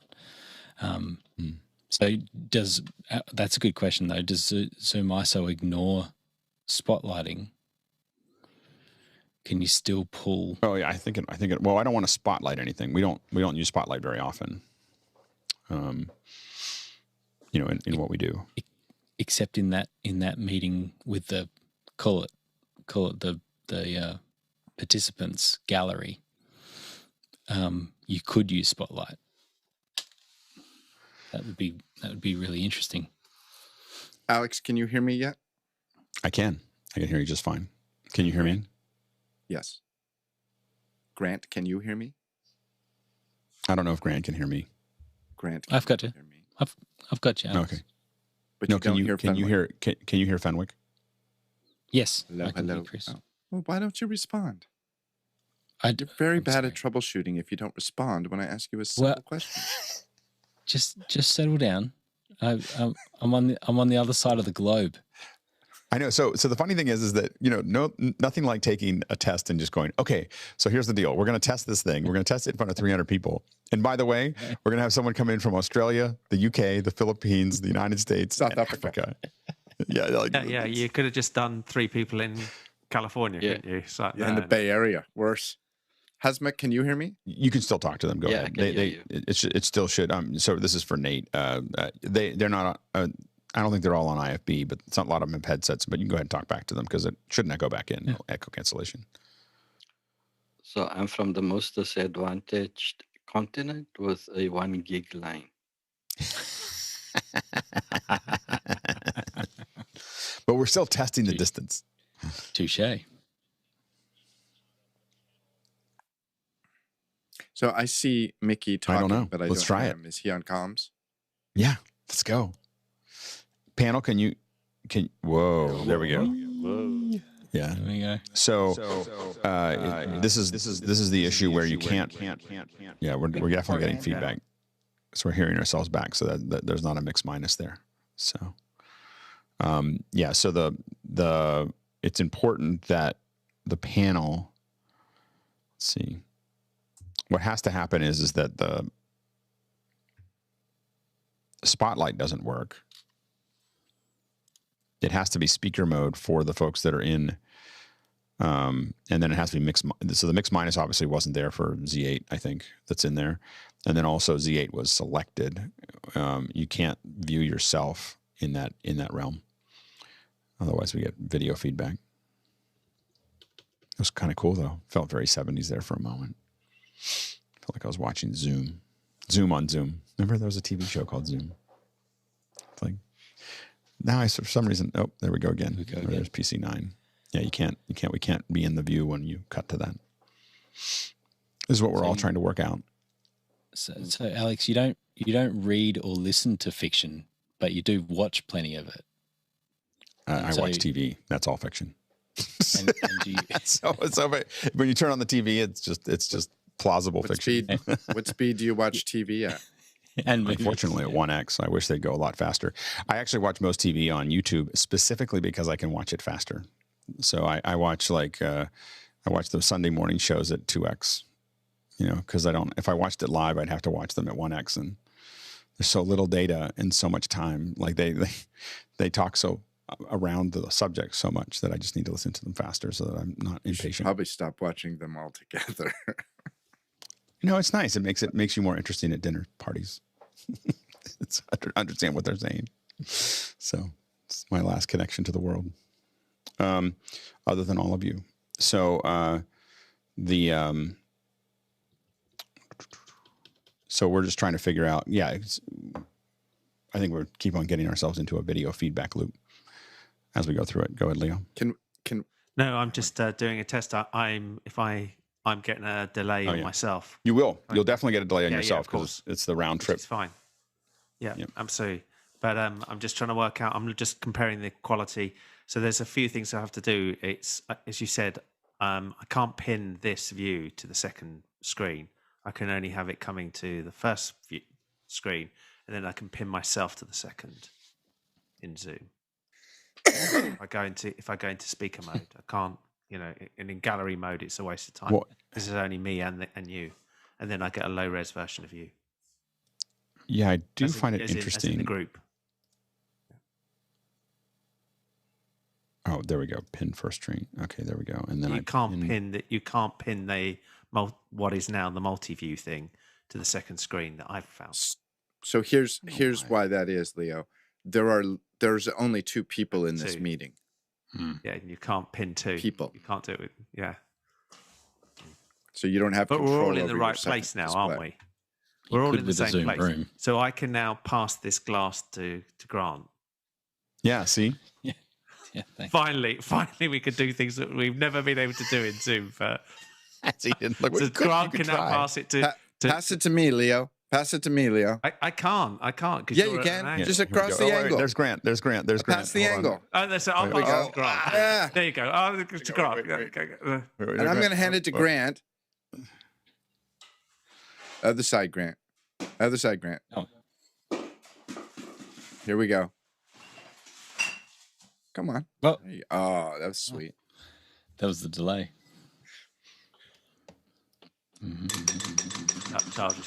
But there you go. That would be really good if we just very casually rehearsed something like that. I did do that. I did that on a WordPress event because we all had the WordPress bottles. Everybody has a WordPress bottle, and we passed them. They're all different colors. Nice. There was a big scale up of people watching on YouTube, like a lot of people watching, and then suddenly it just started to fade off. They're like, okay, these guys are being silly now. Like we're not really ready to, like they were all like excited for a second, and now it's starting to tap down. They're like, okay, it was crazy. Cutting edge for a moment. Yeah, exactly. Now it's just a big mess. Once they start seeing the feedback, they leave. Yeah, exactly. Yeah. These guys. Background is much better. Yeah, we will not be using. If you're watching, these are all just layout issues and us figuring stuff out. We will definitely not be using a white background because I find white to be obnoxious. From a background perspective, I was enjoying foreground perspective. I was going to ask you what you're going to do, Alex. No politics, Alex. Our names aren't there. Eventually, we're going to we'll have lower thirds in there. Eventually we'll be quite confusing. If you want to call on somebody that you've got to instantly recall 90 plus names. Yeah. You know what? I agree, Leo. Many times I find myself, even in just business meetings, when it's only 6 or 8 people, I swipe my mouse over the screen so that the names will pop up. I'll go, oh yeah. So Alex, I have a question for you. No, totally. My brain is. I always find that interesting that my. I can remember hotel rooms as long as I'm in the hotel room, and within a day afterwards, I can't remember it anymore because I only need. My brain was like, you only need like your room number. Moment. Oh yeah, my room number. I can boom, boom, totally boom, boom, boom. But as soon as I walk away, it's just like, okay, shuffle that out of memory, and I can't remember it. By the time I get to the airport, it is absolutely erased from my memory. You've rebooted the RAM. It's like I don't need to keep that. It's gone. Yeah, there's so many things now. Like I can't remember what my schedule is if you don't put it in. If it's not an iCal, if you don't have an iCal event with me, it doesn't exist. Like I can't because I won't remember it because I expect it to all be in my calendar, and if it's not in my calendar, I can't process it. Is there a Chris, way I have for the me option to say to always have the name on, so you can everybody's name is permanently on Zoom for me. always? Yeah, you can. Yeah, you can turn it off in video I settings. Oh no, I leave it on. So it's always on. I leave it on all the time. Otherwise, I'm doing exactly what Chris was saying. I'm constantly moving my mouse to figure out who I is just that like the person look again? of it when it's all. Yeah, no, I like it. I like it to be clean. And then the other thing for the folks in control is that we will need to scale all these. Either that or we need to have lower thirds, but we need to scale it all. We have the little connection. We have the little connection icon on all of them. So they do have to all go through the FSs so that they can be scaled properly to get rid of the, so we should put that on the notes for the things to do today between now and tomorrow. So that's definitely. It's pretty low priority, but the sync, it'd be nice to have the audio delayed to match the sync. This is a long way out. Yeah. Can I be honest, Alex? Yeah. You know, the first part one of the YouTube feed, I kind of go along with what Mickey said, looked a little washed out, but this looks amazing right now. Yeah. You know, in the YouTube feed. It's awesome. I think it just looks different. Like you were able to see it differently, but now it's there. And I think you are seeing kind of the benefit of having it all, I mean, like it's at full resolution. And as we start to design it in different screen sizes and everything else. And the fact that we've done all this work as a group for our video quality, it makes it nicer. It's pretty good. I mean, I think that we're pretty close to broadcast quality. I do think it's the interesting. fact that my corner doesn't line up with Grant's corner and the one below me. Yeah. Who's below me. They're just hacking it out. It's a work in progress. Insane. I know. I want to change the channel. It's called a dance corner. I think to me, YouTube is really back in sync again now. Yeah, so I'm wondering whether that sync issue is related to the fact that we're not changing resolutions. That's what I started thinking about as people were talking about it. That's what I was saying. I always notice it. The worst I always noticed it was Jeffrey, who went from really low res to high res. And it was almost like, when he comes in. Well, and I think that one of the interesting things is that because these are all going through FS HDRs, we can customize for the second hour. We can customize the sync for every person. So we just dial it all in for every person to get it as close as we can, and then dial it in for the overall show as needed as well. So, but I think that, I mean, obviously we're going to look back today on how rough this was. And they were like, remember that week in June where we decided to rebuild this? And I want to be in the big box. We're talking about Fenwick in the big box. I want to be. That's it. Fenwick's like, I want to be in the big box. Alex is trying to solve squish your head. tech problems. I'm just dealing with my. How do I get to a bigger box? Get me into the big box. So let's take a look at this. So Alex, are you on a 6K or the 12K today? 6K. Okay, and Grant's on his PTZ thing, bird dog something. Mickey's on his phone. Hasmuk, you're on your 6K? BRIO. No, BRIO. BRIO. Me too. BRIO as well. And Leo, what do you want? GH3, and I just turned off I was going through something else. So I've just turned it off. Okay. So I'm on a GH3. And I'm not going to be able to hear you for a second because I'm gonna someone said my delay is the worst, so I'm gonna try and change it and see if it gets any better.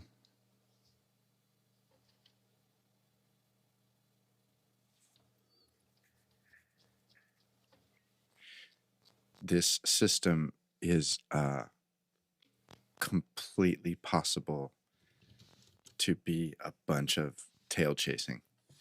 I fixed it. Well, no, I fixed it. No, you broke it. The big thing this is going to show up. I don't know if the big thing this is going to show up is that difference when you go between when people are on a BRIO to and also a fixed camera or what's it called? Camera. Different meetings they have, which I hear myself now. Yeah, I hear you too, Jonas. We hear Jonas. It's I thought yeah. he's not. Is Jonas talking to Mickey? Minus of their feed. Oh, he's talking in the panel. Yes, I am. Oh, we can hear can hear Jonas. me. Who is Mickey talking to? Mickey, when you're talking, who are you talking to? Yeah, we tried to pull this off the other day with another event. I think he's talking to Kevin and meetings. the comments. Yeah, I think that me. Yeah, I'm hearing Yeah, Zoom I'm Room 8 hearing is the active. webinar now. Yeah. Mm-hmm. They can Slowly hear us. coming together. This is basically the Zoom room is the gallery now. There you go, FiLMiC. You're in the big screen. That was your moment of for. No, I Just for want a to be in second. this. I Now want to be I'm- in the square where Alex is, though. In the sixth. I want to be where square, Alex seven. is. See how it is. You have to answer 3 questions, right? And the secret square is Alex. Yes. The red box or the blue box. Choose. Are they Mike gonna- Brady with 5 kids. This is it. What's that little bug on the left corner of their screens? It's a connection Sorry. for the room. Yeah, it's their connection. That's just the audio. Yeah. Signal strength. Can they hear us? I don't know. We Alex, they're can. gonna skip. Yes. I think we can. Oh, yeah, Jonas, yeah, you can hear us? They can hear us. Awesome. Yes, we hear you, but we hear. Oh no! Now we don't even have an echo. So with it our seems sound, like it's working.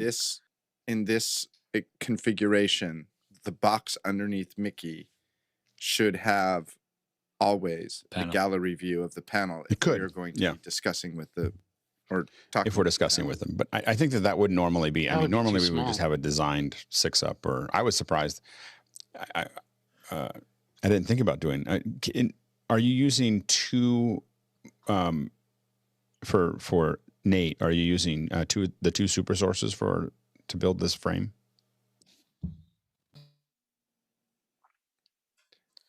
Or possibly 4, up to 4, right?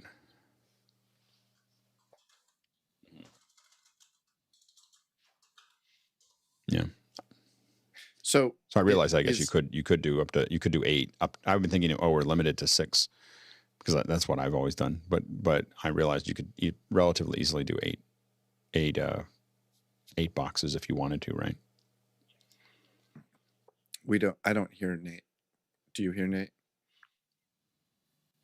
And what would do the super sources count as 1 DVE? Right. So I'm saying you could do 8 ups. You could do an 8 up though with just 2 super sources. 8. Right. If we wanted to, we may have a situation for next week that we might need more than 6. That's why I was wondering.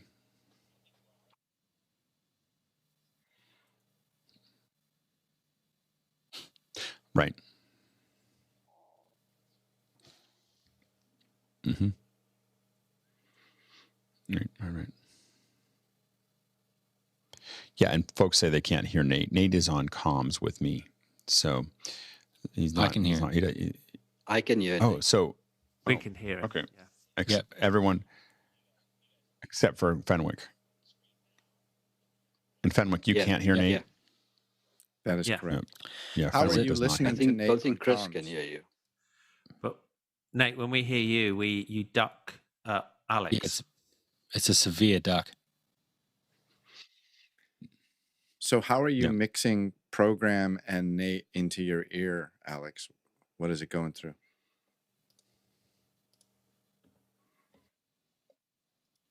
Now Alex can't hear me.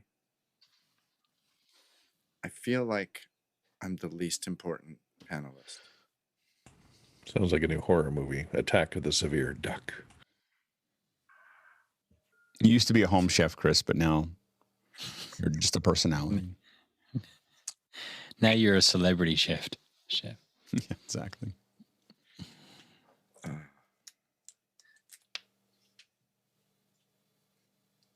For some reason, when we started talking to the gallery, it felt like it felt more special that I was talking to other people on the other side of the world than the normal Zoom meetings. It was like, am I doing like a radio? What's the amateur radio? Yeah. It's like I'm connecting through a tunnel. I can hear you.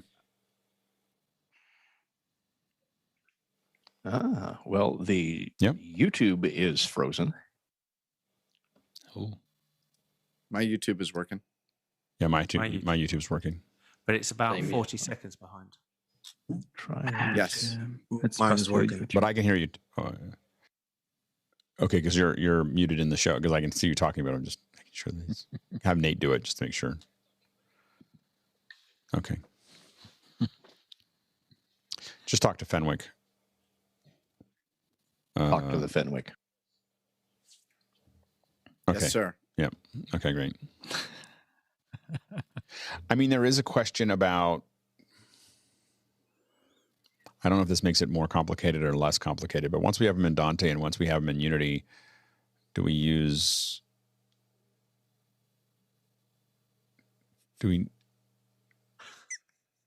never mind.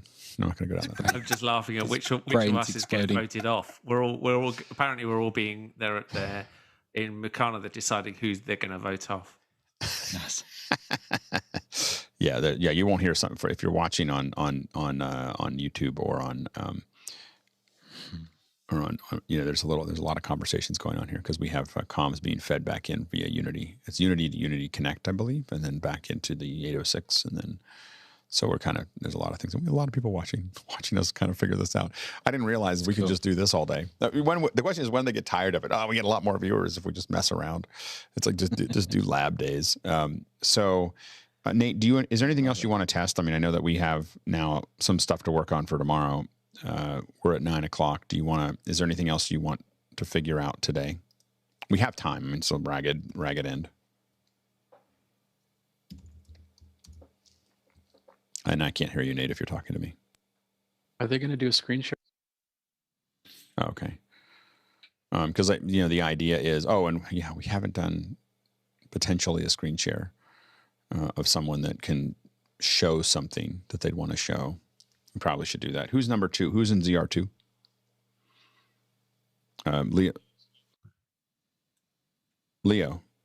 Leo should do his. Yeah, Leo, can you do a screen share?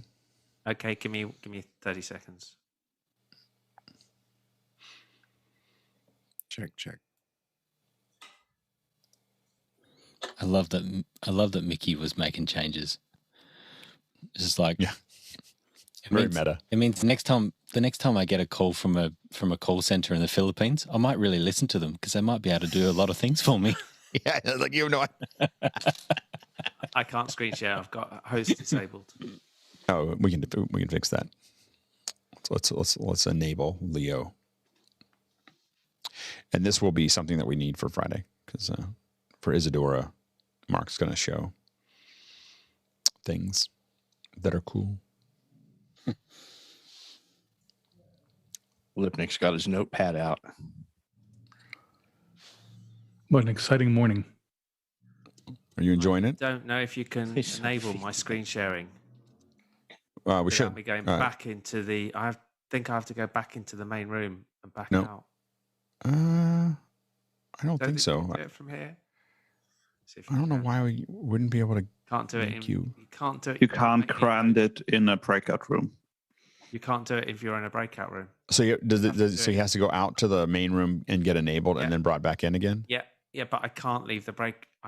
If I leave breakout room at the moment, it's just telling me to leave meeting. I don't have the ability to go back to the main room. Right. So because you don't have, we took away your control. We don't trust you, Leo. So Kevin or someone in broadcast, you need to pull him into the main room, make him co-host, and then push him back in again. Yet another thing that we've learned today. Okay. I'll do the sky. Yeah. Sky hands. Happy feet. I don't know what happy feet is. Just thought it would be funny. Happy hands. Happy hands. Oh, I can do it now. I can screen share now. Yeah. So what did he get pulled out and then pulled back in? It doesn't seem like that happened. So we were able to have him screen share without that. Okay. There you go. And now you can do, and then Nate, can you do picture in picture? or some version of that to a. But you have that as a separate input now.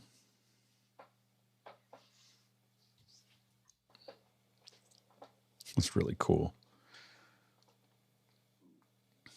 I can't see it. You can see it. I can't. Oh, I can. I can see Alex, and I can see my screen share. Yeah. I'll have to get used to a different aspect ratio. Yeah, it's all square now. We're going Instagram. Yeah, well, now we can just cut a vertical show for TikTok and Co. automatically with the active speaker. Well, and I mean, one of the things to think about as we kind of work our way through this, which is kind of cool that we're all talking between these shows now comfortably. But one of the things that is kind of cool is that once we get this working, of course, we're going to YouTube, but we can go to anything seamlessly. So we can now go, oh, I'd like to go live to Facebook and YouTube and Twitter and LinkedIn and whatever else I want to go to, without really any thought process to it. We could kind of do it before with, you could do RTMP to restream and everything else, but it'd be more watchable anyway this way. Alex, do you hear us in the webinar? Sorry? You hear us in the webinar as well? We do, Courtney. Yep. Thank you. Yep, we can hear you. So the only things we don't hear is comms on this side. Right. Yeah, so you're hearing us, we're hearing you. Pretty successful day so far. And my We've got screen capture working. Just going behind. There you go. And do the 6 of you get IFB? Yeah, so there's I think it's an all IFB channel. I think there's a channel for me that's separate from everyone else, and then there's a general channel for everyone. I believe. You guys can let me know, but I think that's the way it's set up right now. Is there's an all IFB. I don't know if we have individual ISO channels for every participant in the show. I do, Nate. Yep. Alex just buried Nate. Mm-hmm. I didn't hear that. Yeah, no, because that was just to me. It was all. It was all. Just I would like to have confirming an that. individual channel to Grant. I would like to be able to talk to Alex directly. But a whole lot of us just going like, but not, that would be the most not weird during, thing to watch. Not during the meeting. I just mean anytime I want to be able to talk to you. It's called telephone. Yeah. Walkie-talkie, right? The walkie-talkie over the thing. I have gotten into the habit of I use have you used the Siri announce on the HomePods? Check 1 2. I find that if the TV is very loud in our house, if you're playing it loud, and I'll be upstairs trying to go to bed because I go to bed really early and people are still watching, and I found the announce feature with the HomePod is really good. It's because I can just go, it's time to go to bed, and then I hit go, and I can hear it echoing through the whole house through all the Apple speakers. It's great. I finally found a use for it. That's the only thing. My favorite at the house, because we do have a TV and it's got all the stuff on it. I love watching on the AirPods because my family is super loud. They're just loud. My son listens in those in headphones all the time. Like he just sits there and doesn't need to have. It's kind of weird. Sorry, I'm still screen sharing, but I'm not. You're not seeing the screen share at all, are you? Not right now. It's just the two of us. No, so it's still running out. Cool. It's running out from me, which is fine, but Yep. but you're not seeing it, which is really strange because I should be in. You should see it I now. can see it now. I can see it now, but we're seeing it, but it's cut off. Zoom. Leo, It's cut off. Yeah, that's fine. That's a function of the fact that each of us are in Zoom rooms. So if we share a screen, our screen shows up to Nate as yet another input to the switcher. Okay. Am I correct in saying all that? Yeah, it's really cool. So that's one of the cool things about the Zoom room is that we can take two outputs that are full resolution from the Zoom room. If you've got the bandwidth and we've got the bandwidth. So now that's just another input. So rather than you're screen sharing it, but it's not taking over on our end. It's just another input into the switcher. So I'm that's super sharing useful. a screen too. I don't know if you can see that. I don't know. Is that the screen you're sharing? Are you sharing the YouTube?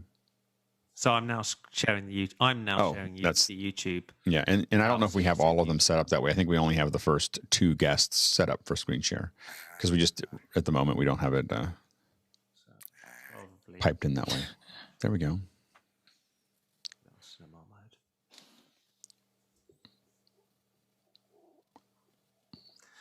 But I think the problem comes to that, Alex, is what the person who's presenting, if you do presentations, what they see back, so they know that they're controlling it. Well, they'll have to know that. I mean, they'll still get a return of the program. So when they're live, they'll see it live.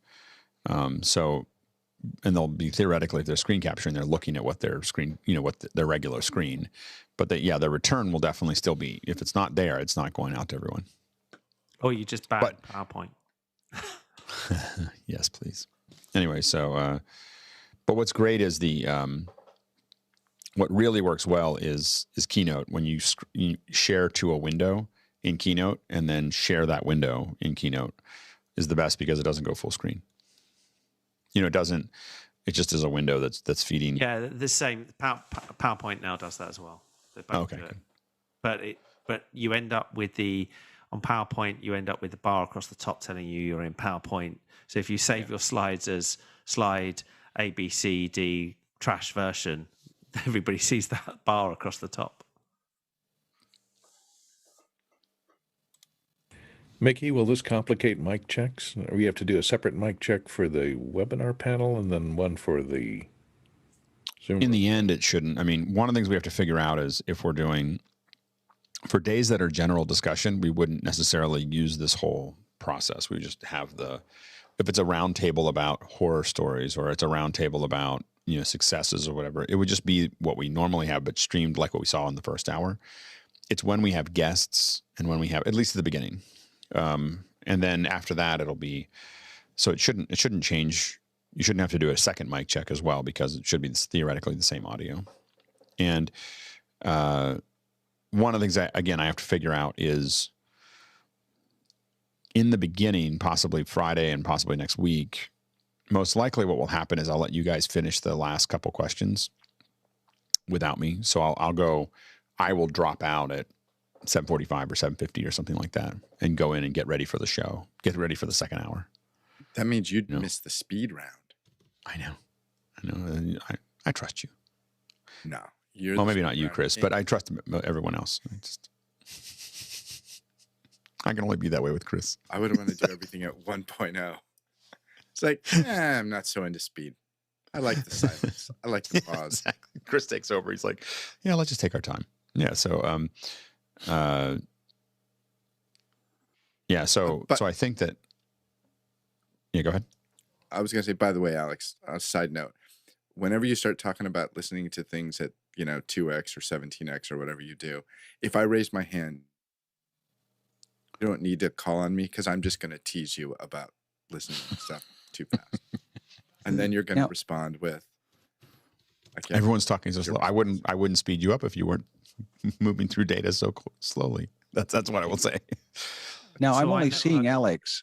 I'm only seeing Alex. Yeah, I'm the one in the main switch right now. Yeah, I think. Yeah, the big box. Yeah, that's the answer to the question: who gets voted off? Everybody that's not called Alex. I've just raised my hand. Does that, I know that's against form, but I just raised my hand. Has that done anything? Because I've just switched sides on my view. Did you see that? No. We don't see anything. No. Okay. We need a name for this panel. The guest panel. Well, is that what it is? The guest panel? So super panel. Or the studio audience. Well, we had that. You get voted down to the bottom of.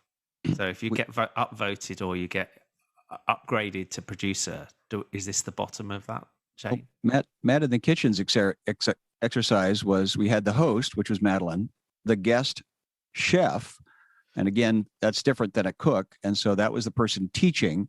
And then we ended up with, we're still, the Bobby and John and Ken, those are the Zoom cooks, or cook along gang has been optioned out there too. So, yeah. So now we're home chefs. Home chefs. That was home chefs. We're feeding a single into, but somehow we're getting. I'm guessing that we're doing some kind of screen share because we're seeing this little windows on the side, which I haven't seen that behavior before. I just spotlighted him, and you're piping it in over a normal regular Zoom client, so that's what popping up. You could prevent this by window capturing and then outputting it instead of screen capturing. But I also think that we could. I think in that case, though, we should pin him. What happens when? I guess the question is what happens when we pin him on our side? Do we end up with that? I don't think we should end up with that little film strip. Is somebody writing all My this guess down? is the same. The same would happen if you pin him.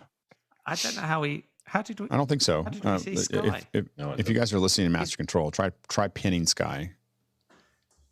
So Sky is talking now. Try to pin Sky. Try to pin Sky down. It'll be hard. Sky, that's a good luck. My wife's been doing it for 30 plus years. We're having an anniversary coming up, and my son is 30. I don't know how that happened, and it's been an amazing opportunity to be with all these humans. Sky. I know. I need a curtain. He wasn't allowed lower to sneak Fenwick of my heritage, and it all started in Tipperary, somewhere where there's good Guinness and good bread. And so now we're still getting that pinned. film strip. Are we able to move that film strip out of the way? Is that something that's? Yeah, that. Where are we getting? It's because it's the standard. You should the standard Zoom client. And part of the problem is that it's a panelist, so it can choose its own view. I think as soon as I think it's PC09 that's scraping it. As soon as that would be demoted, it should remove the strip.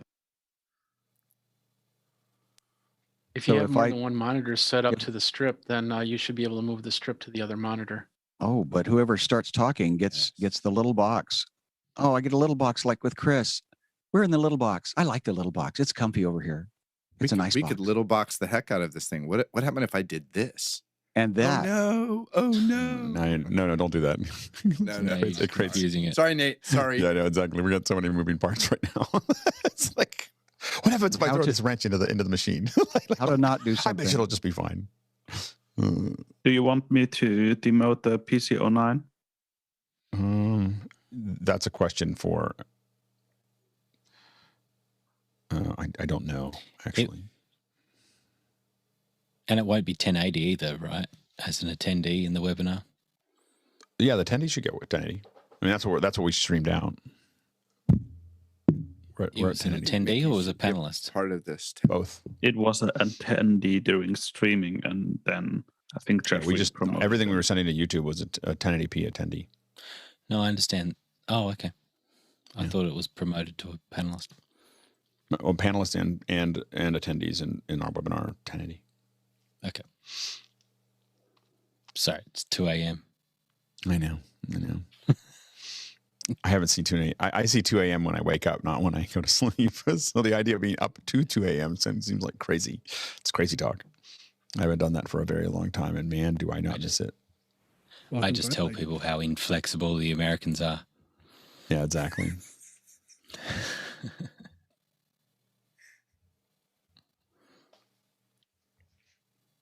I have to jump into another meeting.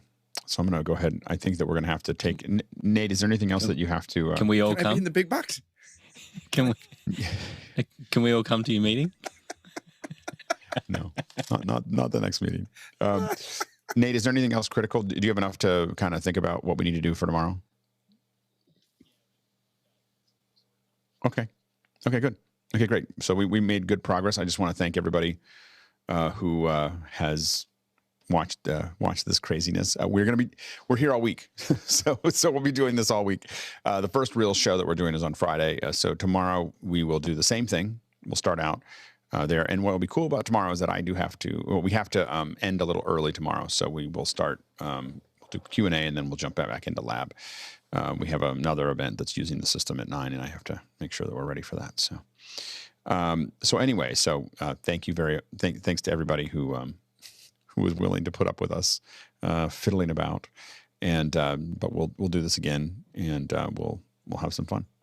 This is going to be, again, I think this week will be a week we kind of point back to as another one of those critical weeks that we started taking another path. So pretty cool. So thanks to the producers who put up with all of this, and thanks to the panelists who are playing along. and letting us figure this out. Again, I thought there would be like 100 people here like, oh my gosh, I don't want to watch this. And it was not what happened. So if you're watching and you had fun watching us try to figure this all out in front of you, come tomorrow. It'll be more of the same. Vote on Mukana who you want thrown off. Yeah, exactly. And we'll do it again. So there'll be this kind of craziness in June. I think things will be settled by the end of the week, and then we'll do this again in July when we start really pushing the Zoom ISO stuff out. We're going to start testing it though, probably as early as the 14th of June. So a lot of things, a lot of moving parts. All right. Siri, I'm going to end the stream. See, now I can end the stream separately now from the Zoom. Yeah, go ahead. Fade to black. Fade to black.